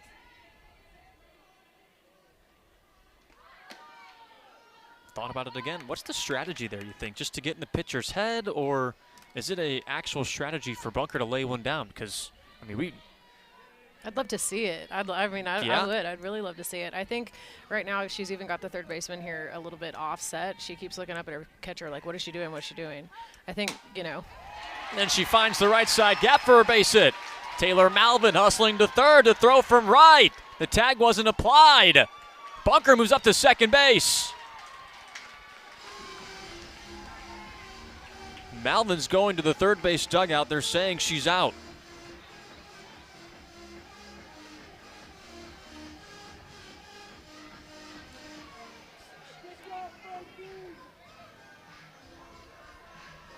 There was no signal at third saying that Malvin was out. Take a look at it again. The throw was well in time. From our booth angle, Powell was in front of us and just I didn't see the tag. Beg your pardon. It amounts to 2 away and a runner on second base for Ole Miss, and now Trisha Ford comes out to have a chat with Lessentine with Mackenzie Pickens at the plate, who has a double today and nearly hit a solo home run back in the 3rd inning. 8 hits today for Lessentine, 3 earned runs. Ole Miss has just had a lot of hard contact against her today. They have. I think they've made really good adjustments. I mean, not scoring any in the first inning and only seeing, she only saw three at bats. I think they've pressed her a little bit more. I mean, and now, you know, they're mirroring the same hits that Aggies have had, 8 for 8. All right, pitching change for Texas A&M. And we'll step aside. 9-4, Ole Miss threatening in the bottom half of the 4th inning.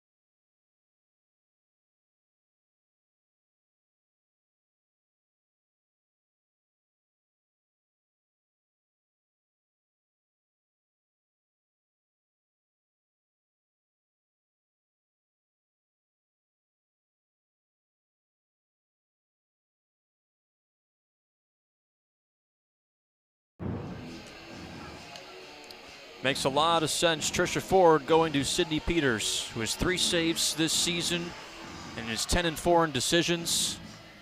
90 strikeouts, too, for Peters, a career high. Junior in her 2nd season with Texas A&M, began her career at Washington. Most innings pitched, too, she's pitched in the season here in 2026, coming off the win against McNeese, 10th on the season. Had 5 strikeouts in that one. She has the lowest ERA against the SEC on Texas A&M's roster, Carly, 2.96 ERA. She's a stud, to say the least. She is. I mean, you're going to watch her throw in the upper 60s here, and she's got a ton of speed and she's got a ton of spin, which I think is going to be a hard adjustment for the Ole Miss hitters here to kind of answer back to, especially this late in the game. Hopeful that they can catch a good read quickly. And it's a different look, too, like you said. And the Rebels were getting hard contact against Texas A&M. You ought to think about some of those walks. If Ole Miss was able to execute inside the circle, what the score would be right now. As Pickens fouls it off 1-1. Right, I mean, you cut down some of those walks, you maybe get an out or 2, and 9 runs maybe becomes 5. I think you're looking at a whole different ball game. Yeah, that's all the difference in a 1-run game.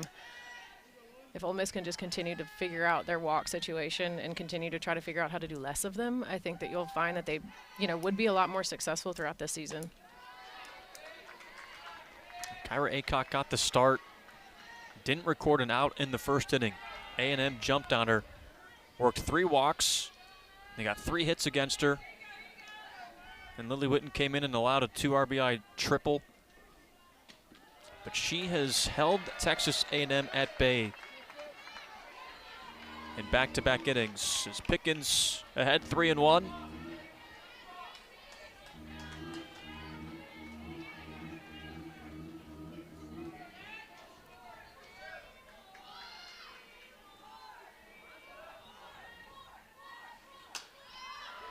And she pops it up, first base side, and it's caught by Perez, the first baseman. And Sydney Peters does what she does best. Gets quick outs. Through 4 innings, Ole Miss down 5 to Texas A&M.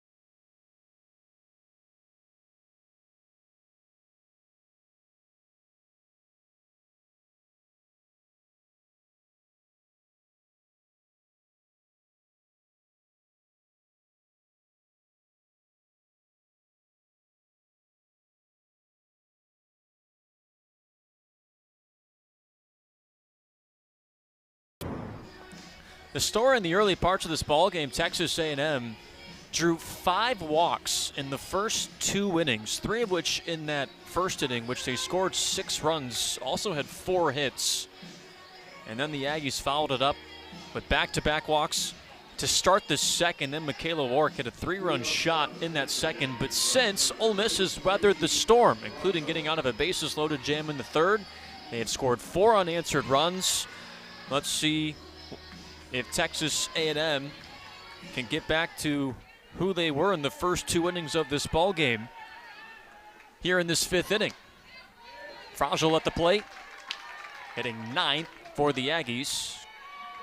Gets us started. She had a stellar freshman year too, where she played in 53 games, started in 29 of them. Playing in the outfield, but she's listed as an infielder. That's what Trisha Ford was talking about in one of her media availabilities. She said that Fragile is just one example of many on this Aggies team, but so many of them are willing to step up and play in different positions where they may or may not have played at one point in their youth ball career, etc., growing up. Just a selfless team that just whatever it takes to win. As Lily Witten steps off. Gosh, you love that from a team, right? Yeah, I think that's kind of like a newer narrative, though. You're also, I mean, with Maddie George playing out in right field, they're playing positions they've never played before because they want to be out on the field. Cassie Reisner can't get the read on the bouncer. Goes into left center, and Fragile's all the way into second base with now a double and a triple.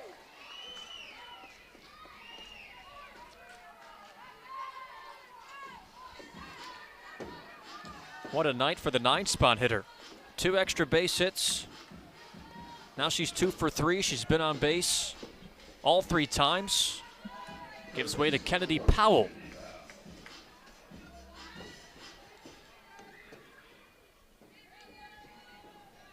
All but 1 inning now, Texas A&M's had the leading runner or leadoff hitter aboard.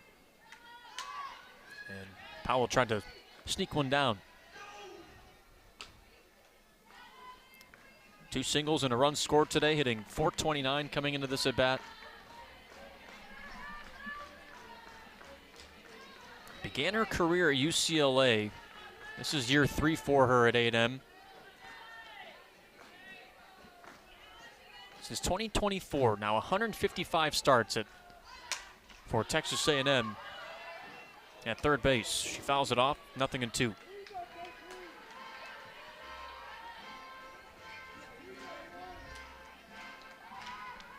Picked up NFCA Central All-Region third-team honors last year, 2nd honor by the NFCA in her career. She was All-Region at UCLA her freshman season.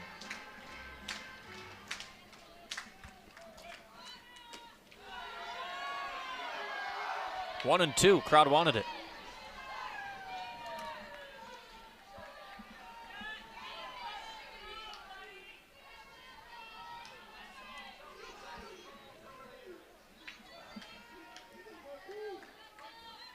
One, 2, chop to first. Percy Yamas steps on the bag. Fragile moves up to third. That brings up Talon Edwards.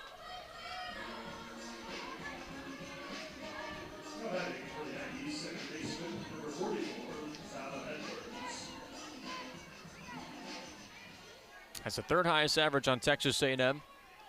Coming into today hitting .370. Infield in. She swings at the first pitch. I mean, get a load of this. Edwards is hitting .176 in SEC play, and her average is still .370. Well, now .373 coming into this at-bat. She had one heck of a non-con. Yeah. A few, maybe. She was hitting .426 going into SEC play. That got away from Witten all the way to the backstop. Luckily, it took a friendly bounce off the netting, and that kept Fragile at third. You ever have one of those happen to you before? Yeah, a little bit, but that was a little wild. I don't really know what to say with that one. It happens. Happens to the best of us. 1-1. Hit in the air, left center. Frazel's going to tag. Malvin makes the catch. Let's see if it's deep enough. And it is. Texas A&M brings in another. And it's 10-4 Aggies in the 5th. Another sack fly RBI for the Aggies, who came into today 9th in the country in sack flies.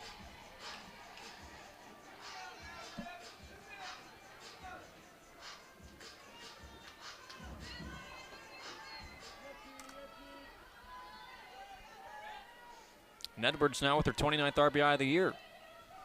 Here's Maya Perez, pops it up, and it's off the netting and into Ole Miss's dugout. She's walked 3 times today, Perez. Let's just say it's something she's used to. It's just very disciplined. I mean, the patience up there to be able to do that. I mean, you know, to draw 3 walks, knowing that, you know, she's hit 14 home runs and she's hitting .455. It's just an incredible at bat.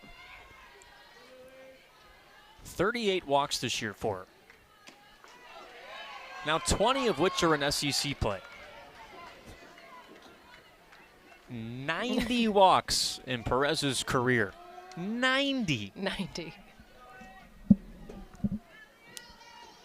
78 of which have come in the last 2 years. And she rips this into right. It's got a chance. It's off the top of the wall. And the longest single she could ever have in her career. She's smiling back at her dugout, too. Just how close was this? Wow. She barely misses that. Now she comes off and looks like Trisha Ford's going to summon a pinch runner, and she will. Ansley Gross, freshman from Keller, Texas.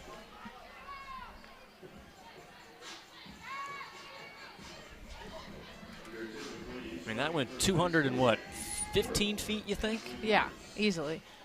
And she needed 216 to run it out of here. I don't know if she could have hit that any harder, honestly. I'm killed to see the exit velo on that. Michaela Wark at the plate. She had a no-doubter that hugged the right field foul pole back in the 2nd inning for her 17th homer of the year and the 46th of her career.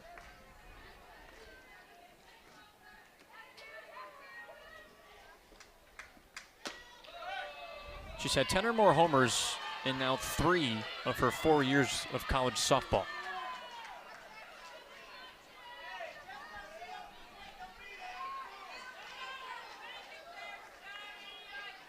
From Frisco, Texas, transferred to Texas A&M to be a little closer to home. Spent the last 3 years at Oklahoma State. 3-0. Lily Witten tries to work out of this 5th inning. Already allowing 1 run to score for the Aggies in the visitors' half of the 5th.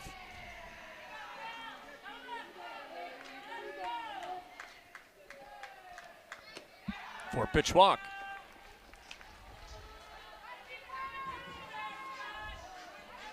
Five walks since Witten came in back in the 1st inning.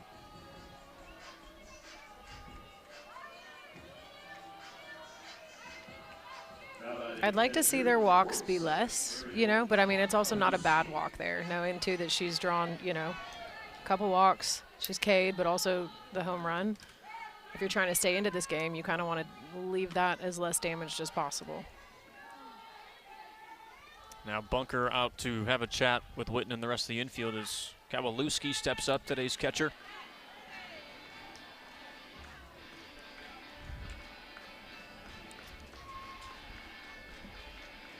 How much of these meetings are about strategy, you think? Or is it more just about encouragement? You know, I think it's probably a little bit of even keel right now, given that, you know, they're down by 6, but also she's thrown a couple balls here in a row, and knowing too that they really can't afford to put another runner on the bases for free. not with 2 outs. You're this deep into the game, you only have so many more opportunities to kind of make some advancements and put some more runs up on the board. You'd like to see her dial in here and go right at her.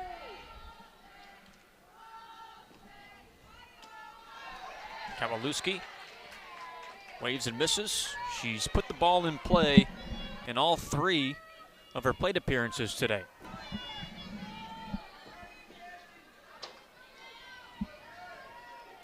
Leads the team with 13 doubles and 15 multi-hit games. And AK leaves it high. Extended her 6-game hit streak to 7 in her first at bat today with an RBI single. Ties her season long. She had a 7-game hit streak from late February to early March. 2-1. Paints the inside edge, 2-2. Can Lily Witten get out of another jam and limit this to just a 1-run inning for Texas A&M, who scored their first run since the top half of the 2nd this inning?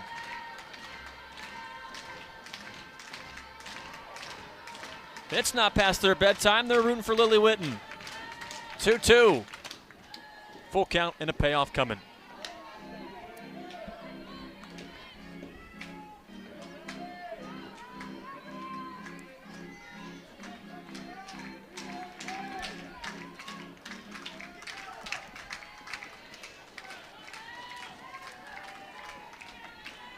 Payoff pitch. Inning continues. Bases are loaded for Texas A&M. And Jamie Traxel's out of her dugout and has some words for Scott Mayer.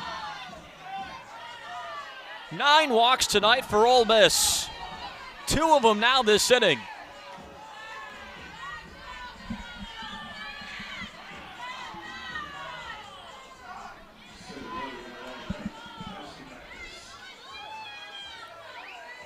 This crowd is less than thrilled. Kelsey Mathis at the plate. She can do some damage here as she takes strike 1. But with an out to work with, the Aggies have a chance to blow it open again.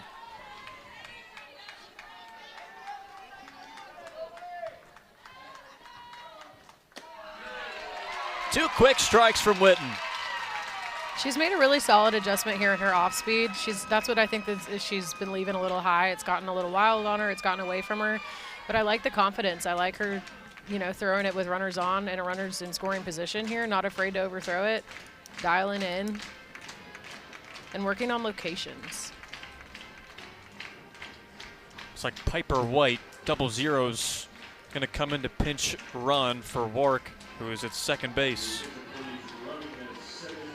So now Gross at third, White is at second, and Kowalewski at first. 0-2 count to Mathis. Bases loaded. Texas A&M trying to extend their lead.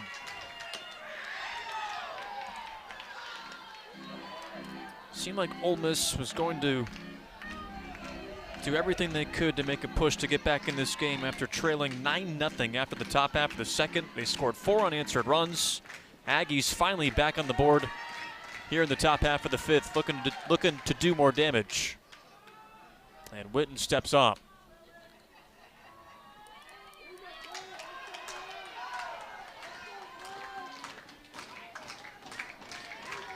One-two.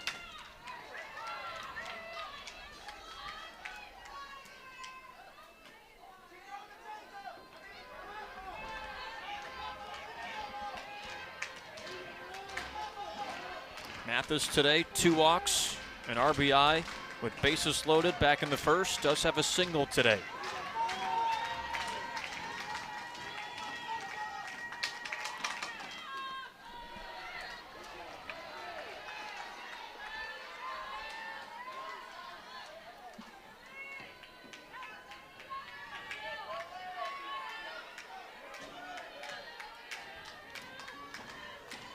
Thirteen of Mathis's 26 hits this season are in SEC play.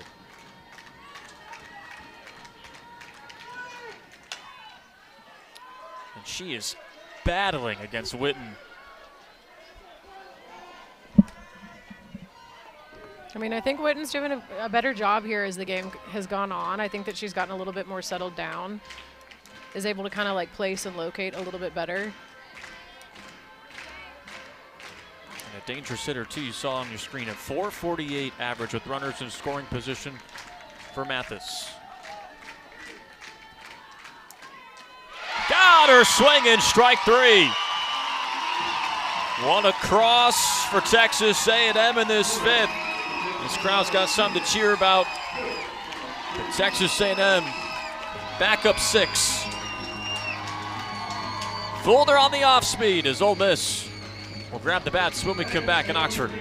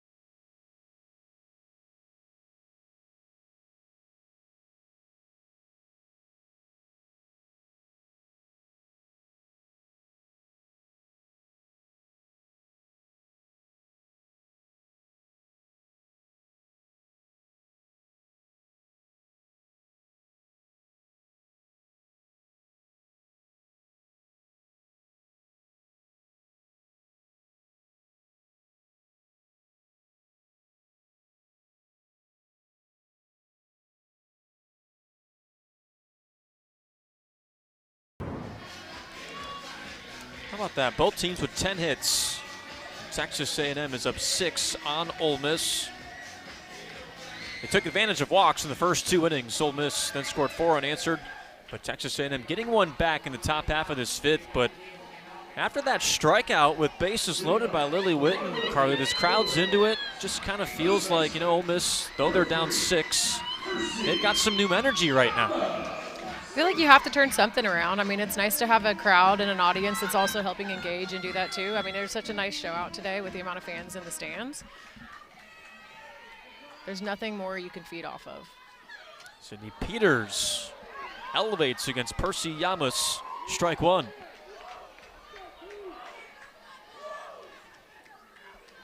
This crowd wanted something to cheer for all night.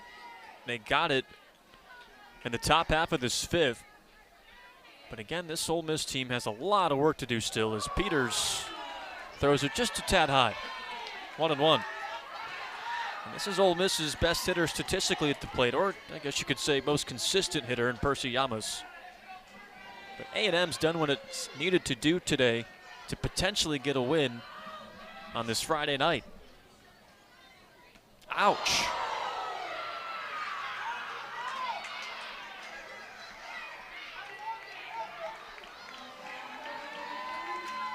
I know the helmet's there for that reason, but that still doesn't feel good. No. I mean, I feel like she's had a couple of close calls today. I mean, you can tell that they've had a strategy to throw really right at her to keep most of the pitches that she's seen has been on the inside of the plate here. Allow her not to get a full extension. 7th hit batter this season for Peters. And again, we mentioned she has 3 saves. All of her saves are in SEC play. It's tied for the most in conference play this season. And Yamas getting checked out behind first base.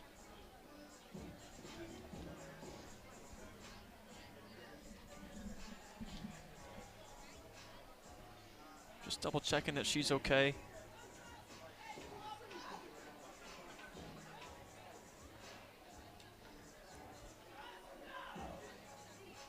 It looks like a little bit of yes and no. Like that actually, that really hurt, but. She's going to stay in this game.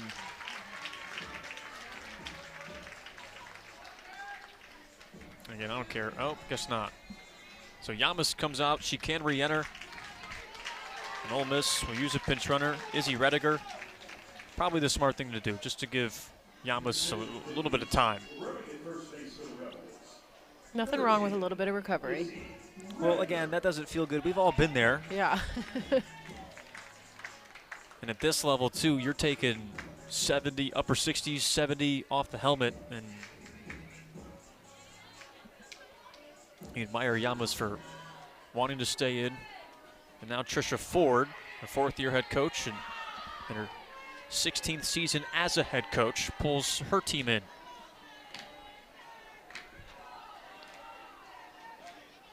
Now she's brought out Kate Munnerlyn.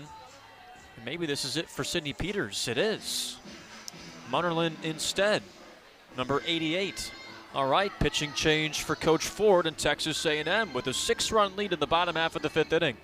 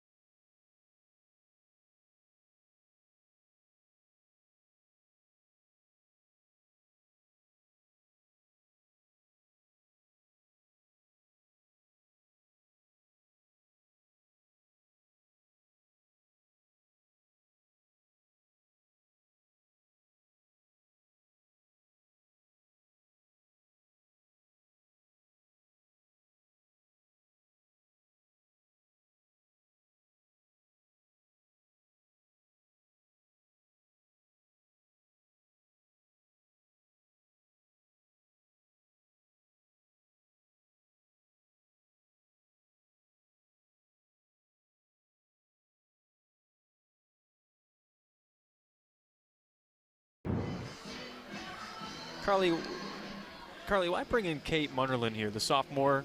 She's a lefty. I think the dynamic is going to be a lot different. You know, they've watched, two pitchers, both right-handers, throwing in the upper 60s. You're going to watch her also throw in 60s, but in the upper 60s. But you're also going to see a little bit different pitches here. It's a strategic thing.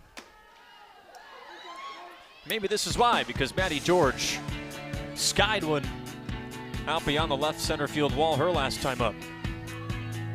12 homers now this season for George.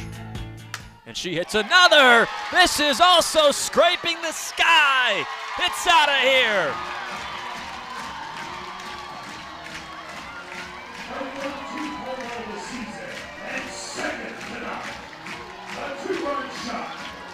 "13 homers in her freshman year. George with her second multi-homer game in 2026. I mean, she stays all the way back and literally lets the trigger go with her hips. I mean, that hits the trees. How far was that?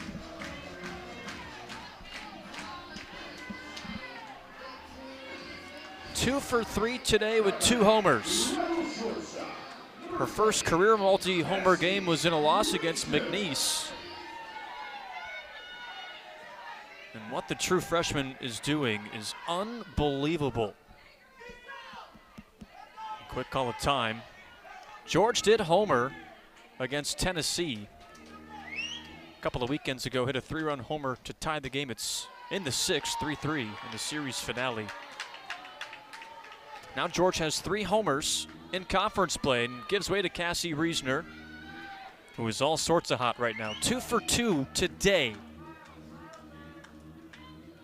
And is 8 for 12 in her last 4 games at the plate. 10-6 ball game. Texas A&M up 4, but with swings like George's, who knows if they're safe. Reisner now with 4 multi-hit games in a row. Only her and Maddie George have done that for Ole Miss. And Reisner fouls it off.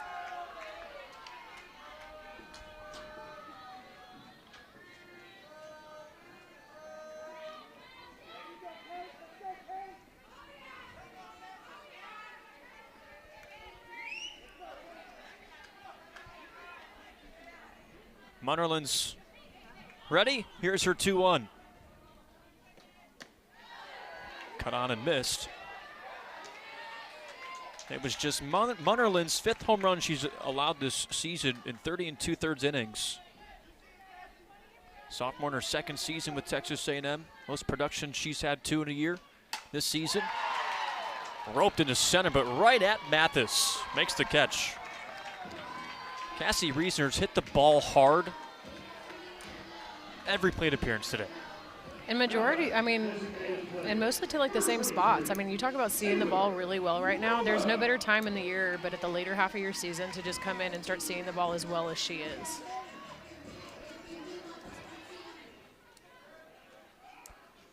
Taylor Roman leaves it high. 3 homers today, too, for Ole Miss. They hadn't done that all season. No. I should say, stress in conference play, they haven't done that. Something's gotten into these Ole Miss Rebels, and I know they're down 4. But gosh, Carly, you got to wonder if they cut down the walks in those first 2 innings.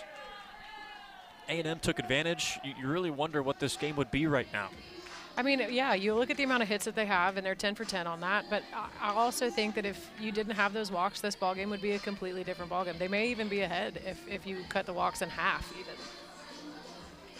Texas A&M had 3 walks in the first inning, including 2 that brought in a run with bases loaded. And a 3-run home run by Michaela Ward. The 2 that she hit in on that 3-run home run reached on back-to-back walks. That's already 4 runs right there. It's a 6-6 ball game. Could be tied. The energy kind of feels like that, though. The energy around the ballpark feels like this is a 1-run game, but it's not. You know what I mean? Yeah, I agree. I mean, Ole Miss still has a pretty lengthy way to go. We're in the bottom half of the 5th. Roman works the walk. There's 1 away. And you know Aggie fans may be stressing a little bit. Sure, again, 4-run lead, but you sense the energy in this place. And Munnerlin on that walk is going to get pulled. Peters back in. All right, we just saw Peters, but we're going to step aside and let her warm up. You know Trisha Ford's not treating this like a 4-run ball game by re-entering Peters.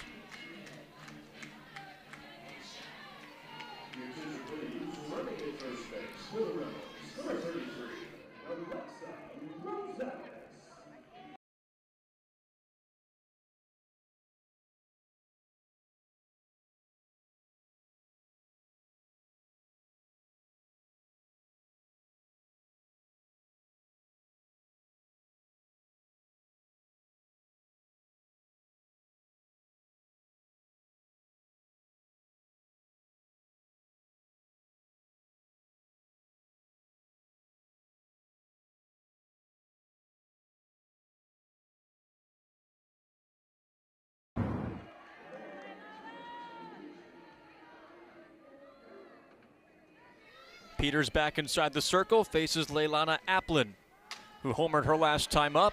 Bloops it down the right field line. Fragile coming on to make the catch. And there's out number 2. So now Applin's retired.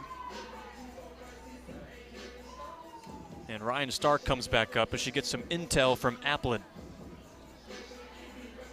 So Peters came in the 4th, got the final out for Texas A&M.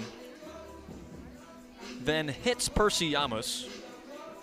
Munnerlin replaces her, right? Carly allows the 2-run shot, the hard hit line out to center, then the walk, and now Peters is back in this game. Yeah, I think it's I mean, I wasn't expecting that strategy, not today, from the Aggies, not showing, you know, the Ole Miss Rebels your at least top 2 pitchers of your pitching staff, and to have gone 3 deep with a lead that's 10-6. You can tell they really don't want to lose this game. Liesl Osteen pinch hitting for Ryan Starr. So Starr is out of this game. She struck out looking in her only plate appearance today. So Osteen's batting average at .286 this season. Half committed swing. Now down in the count, 0-2, 2 away. Ole Miss has scored 2 runs in this fifth.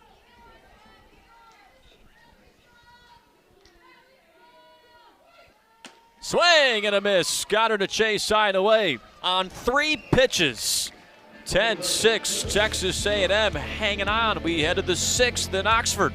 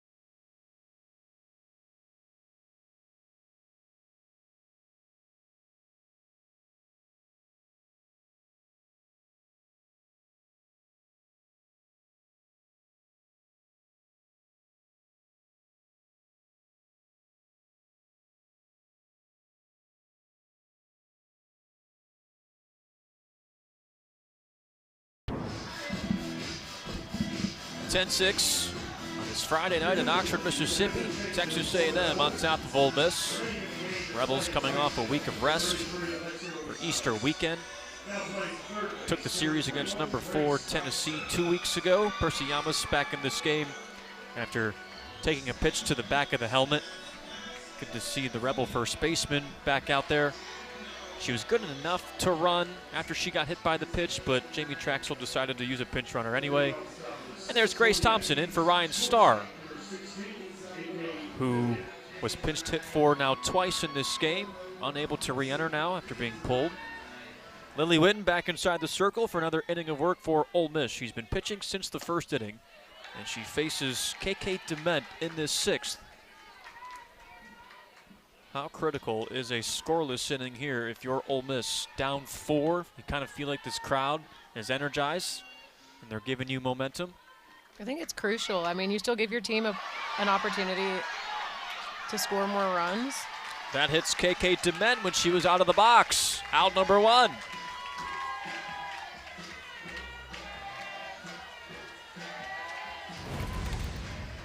Just one of those series of unfortunate events for her. It would have been a fantastic bunt had she not gotten in the line of play, allowing it to hit her and then the automatic out there. But also stellar for the Ole Miss Rebels. This is exactly how you want to finish the last 2 innings before you guys head back in. Paisley Allen.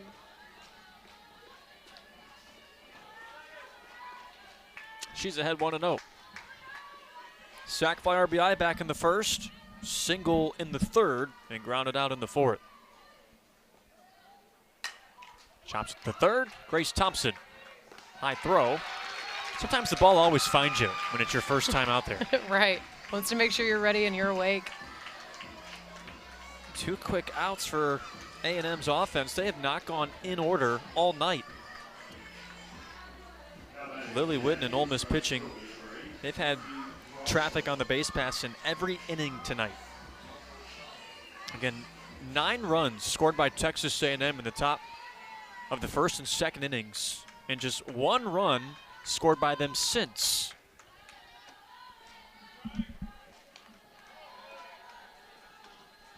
Fragile at the plate, 2 RBI triple in that first inning, in which A&M scored 6 runs.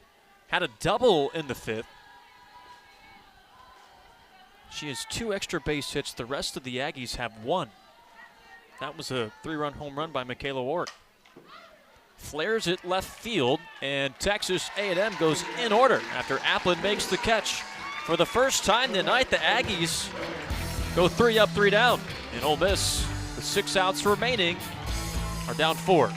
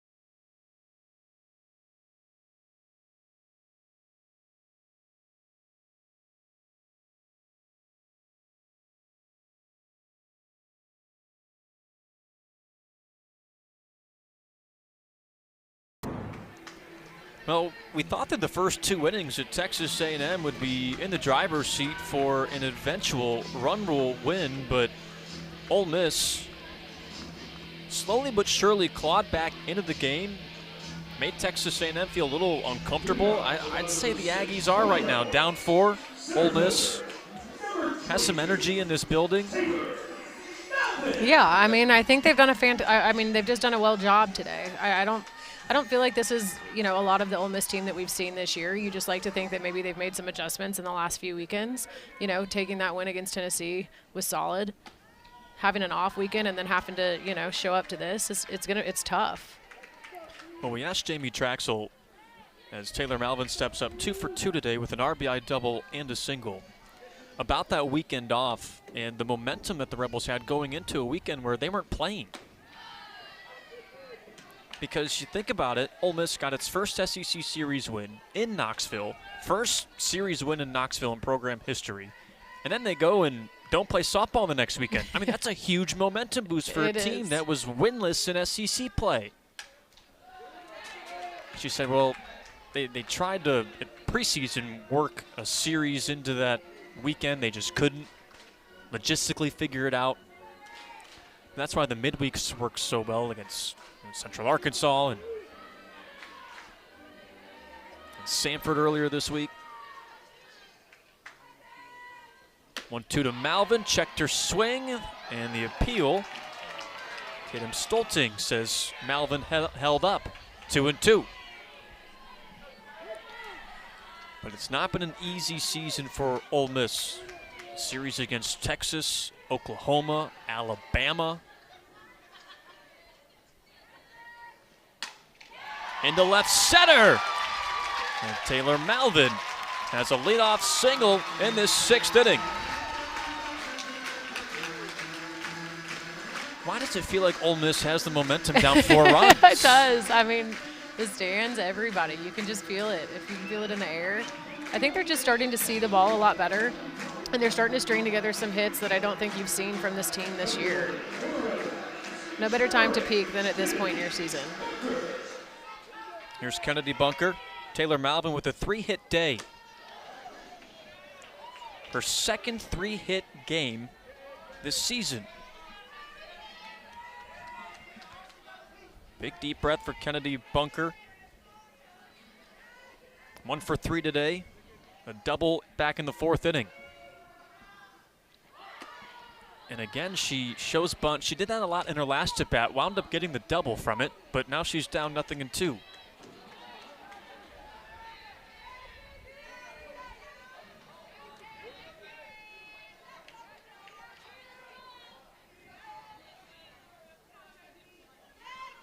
Peters can't get Bunker out for now.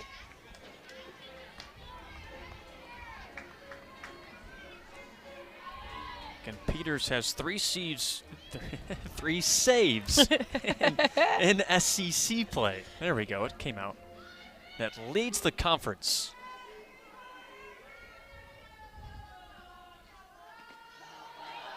In the dirt, Kowalewski kept it in front. Malvin stays put.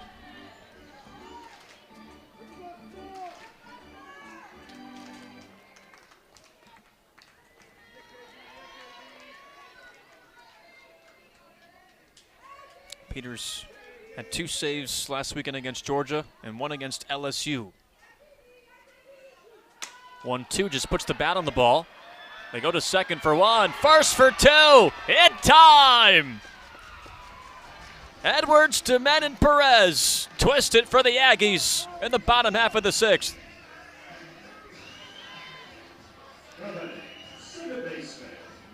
A killer 4.63 for Ole Miss.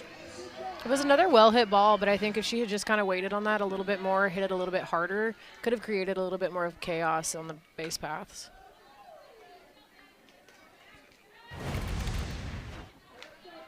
This is exactly how you draw it up if you're the infield for the Aggies.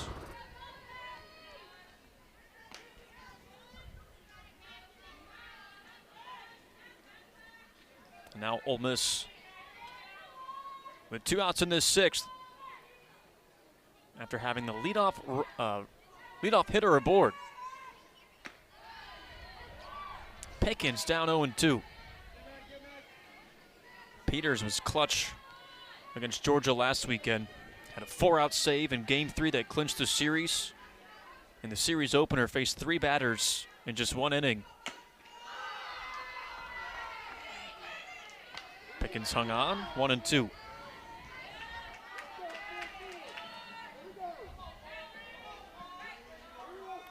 Peters just has a slow heartbeat in these late game situations.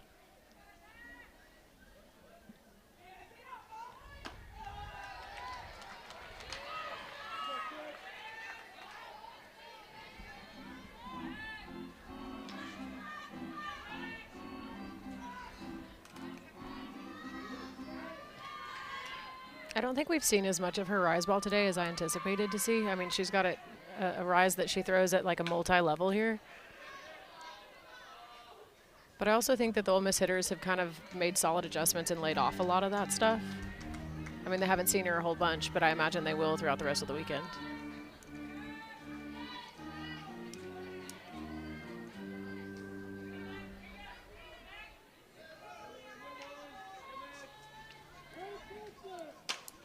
Pickens, fly ball out to right center, and it's Mathis who takes care of it for out number 3. Rebels get the leadoff hitter aboard, but a critical 4-6-3, and then a fly out gets Texas A&M out of it. Up 4 on Ole Miss.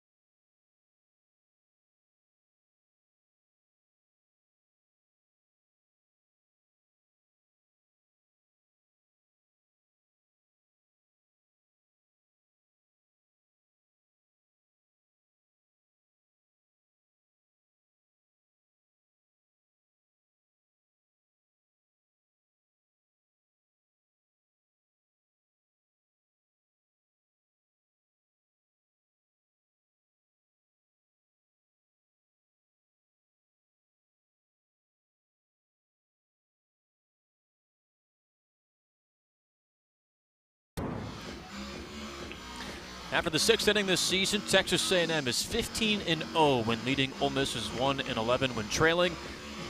As both teams with 10 hits apiece, Texas A&M just 4 more runs to show for it. Up 10-6 on Ole Miss, looking for a win on this Friday night.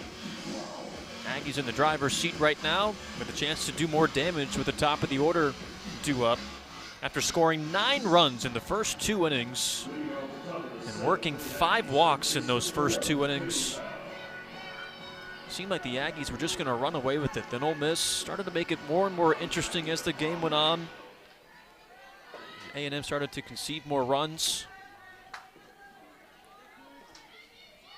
As Kennedy Powell leads off this 7th, 2 singles today. She's 2 for 4. Now hitting .425 this year.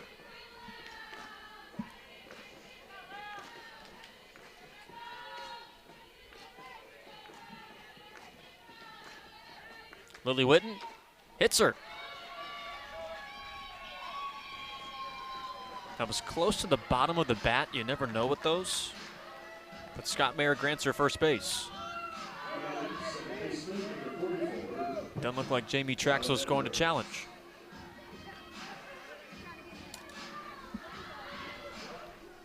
And as I say that, she opens the gate. Maybe not. Nope, she won't. I'm kind of surprised by that.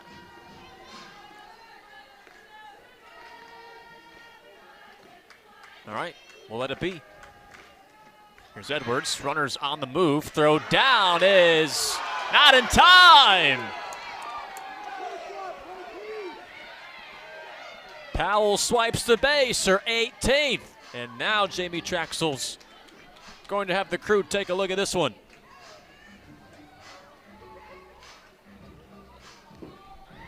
Ole Miss is challenging the call at second base. The call on the field was safe. This play is under review. Tatum Stolting, our crew chief today. So our friends in Birmingham will put down the coffee and get to work. Coffee at 8:30? Why not?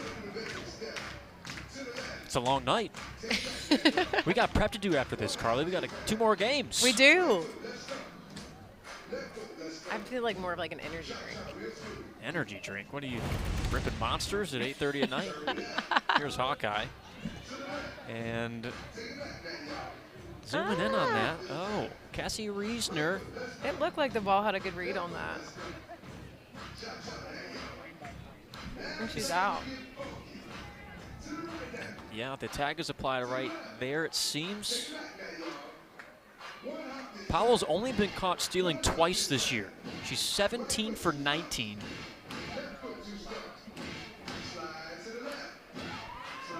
I think this is going to go Ole Miss's way. I mean, she didn't challenge the hit by pitch. I figured she would challenge that. In real time, it looked like it was in time. Honestly, I thought she looked out to me. Well, folks in the ballpark entertaining themselves with the cha-cha slide. Same with A&M's dugout. I feel like that's what challenge reviews are really for now for the dugouts these days, just for dance breaks. A little encore. Yeah.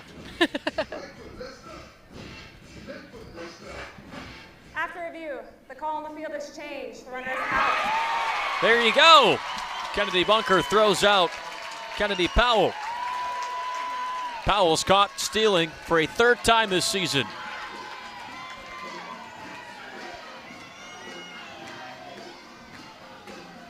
So Witten, after hitting Powell, gets that out back. So 1-0 count to Edwards. Ole Miss down 4. Needs to limit Texas A&M here. The Aggies went in order back in the 6th for the first time all night. They've been applying pressure time and time again on Lily Witten since she came in back in the 1st, and Witten has stood tall. I think she's been solid in the circle today. I mean, I think that there, are a couple of adjustments that she could have made a little bit sooner, but I think that you're starting to see her make those adjustments later on in the game. You just wish that you'd give your team a little bit better of an opportunity at keeping that score a little bit closer by reducing a lot of those walks. What adjustments were you seeing from her that you liked?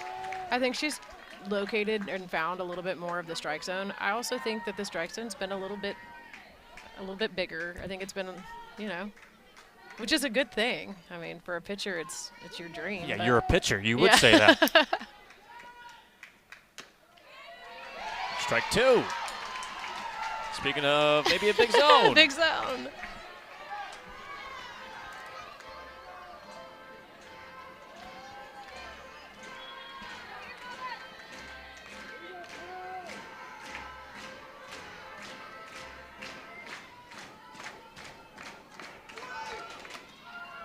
That's definitely ball 4. And how crucial is that? That out at second base by Bunker to catch Powell stealing, because now it would be nobody out, runners on first and second base, and back-to-back free passes for Maya Perez. We talk about making adjustments, but, had we not had that play happen just now, I mean, this, which isn't the first time I feel like throughout this game that it's not mimicked a lot of what's happened or did happen in the first inning, the second inning. I just think there needs to be a little bit more control. Consistent control. Yeah. Absolutely. Because there are moments of strength where you see a whole different picture, and then there's a lot of like reverts. I feel like you're back to where you were a couple of innings ago.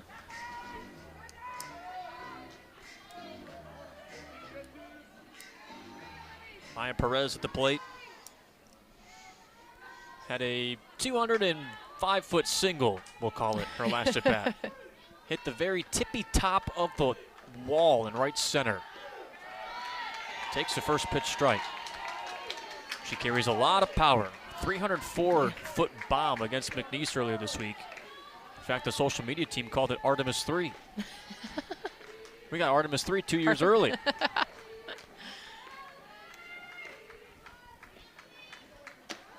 Late on the swing, 0-2. Also, the Astronauts are back. They splashed down safely. And did they? They did. Well-executed mission by NASA. Double play gets Lily Whitten out of this inning, and Ole Miss back in the dugout to try to come back, down 4. Is that a good miss? 0-2 count? I don't think it's a bad miss. I think I'd like to see her locate a little bit closer to a strike zone and, just barely miss. Especially given that, the latest swing was so late and was so far behind. I feel like Perez is struggling a little bit here to kind of match the tempo.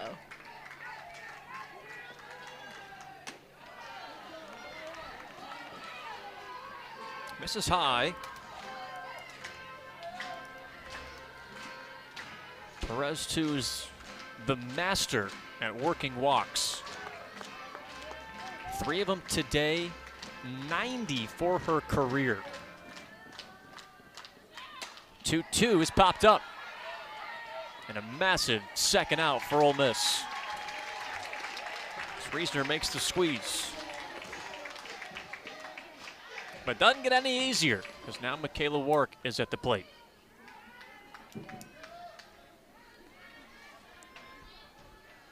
And a 3-run home run back in the second after Edwards and Perez work back-to-back walks.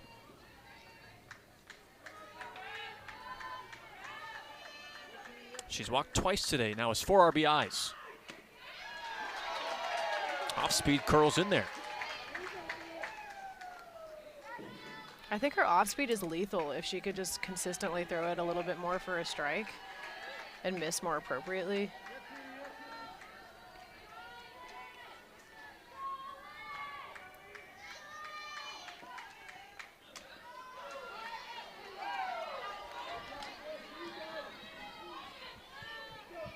Again, Whitten came in back in the first inning. Has allowed 4 runs since, including the 3-run shot by Wark. Also a sac fly RBI in the 5th.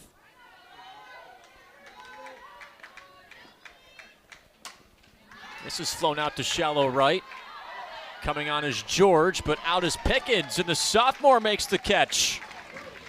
Got a little dicey in shallow right, but Ole Miss down to their final 3 outs. Down 4 to Texas A&M on this Friday night.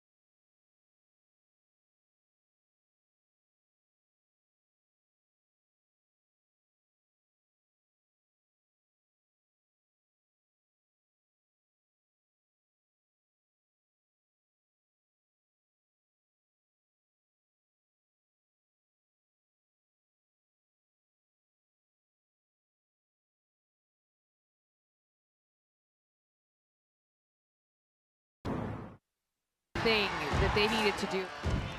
Want to mess around with this OU. Stanford firmly in control. Huge weekend for Florida State. It is gone! She slams it into the ground. Going to be a ton of fun. Texas and Oklahoma this weekend, Florida State, Stanford. Everyone's got eyes on the Red River rivalry right now, the top half of the 7th.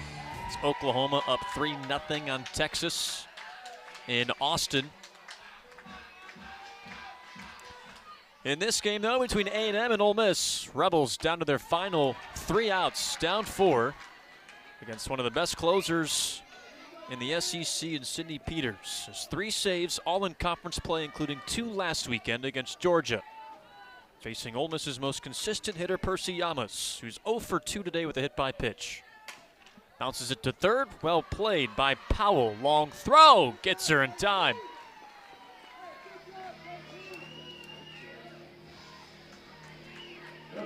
All Peters needs is 2.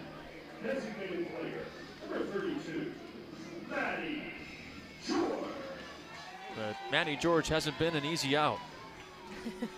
2 homers today for George. She's up to 13 now this season. It is tied for 4th with Lexi Brady.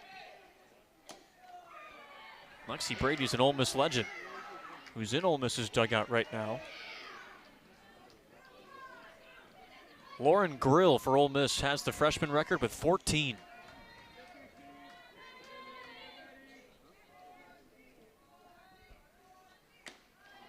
If you're Ole Miss too, you have 3 home runs today, 2 of them solo shots. Is Brady in your upper right corner in the dugout. Just put on that navy blue crew neck.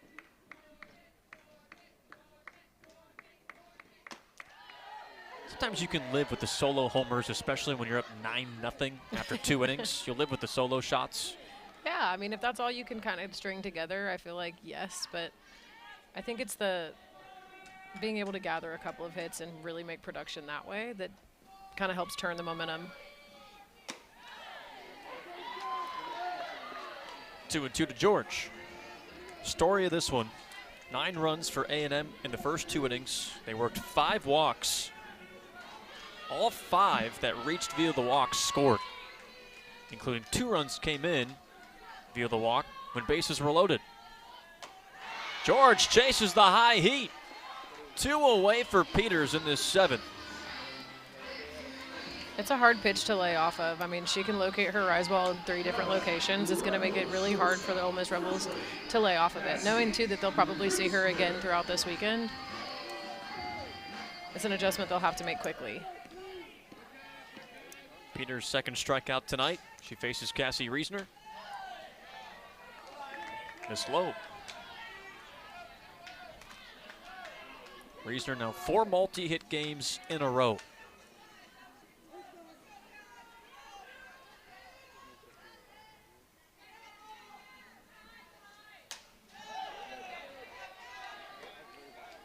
It's Ole Miss down to its final out. And you thought too, if you're an Ole Miss fan, final 3 outs, Yamas, George, and Reisner coming up, you felt pretty good about this inning and maybe a potential crooked number, but Peters has been tremendous. Now Reisner down to her last strike. I mean, and I also think it's a difference in pitches too. You didn't really see a whole bunch of high pitches from either 2 pitchers previously. I think they're having a tougher time adjusting to her strike zone. 1-2, hung on by Kowalewski behind home plate. Back-to-back strikeouts ends this game for Peters and Texas A&M. The Aggies scored 9 in the first 2 innings. Ole Miss slowly but surely tried a comeback in this game, but Texas A&M hangs on and wins by 4, and that does it on this Friday night in Oxford. Game 2 and 3 tomorrow and Sunday afternoon. So excited for it. Jack Robertson directed it. He's the phenom. Mason Atkins produced it. He's the genius. For Carly Hummel, I'm Jake Cremata saying so long from Oxford. Massive thanks to the best crew in the SEC who took care of us tonight. 10-6 final. Texas A&M takes game 1 of our 3-game set in Oxford. This has been a presentation of ESPN, the worldwide leader. Talk to you tomorrow afternoon from Oxford.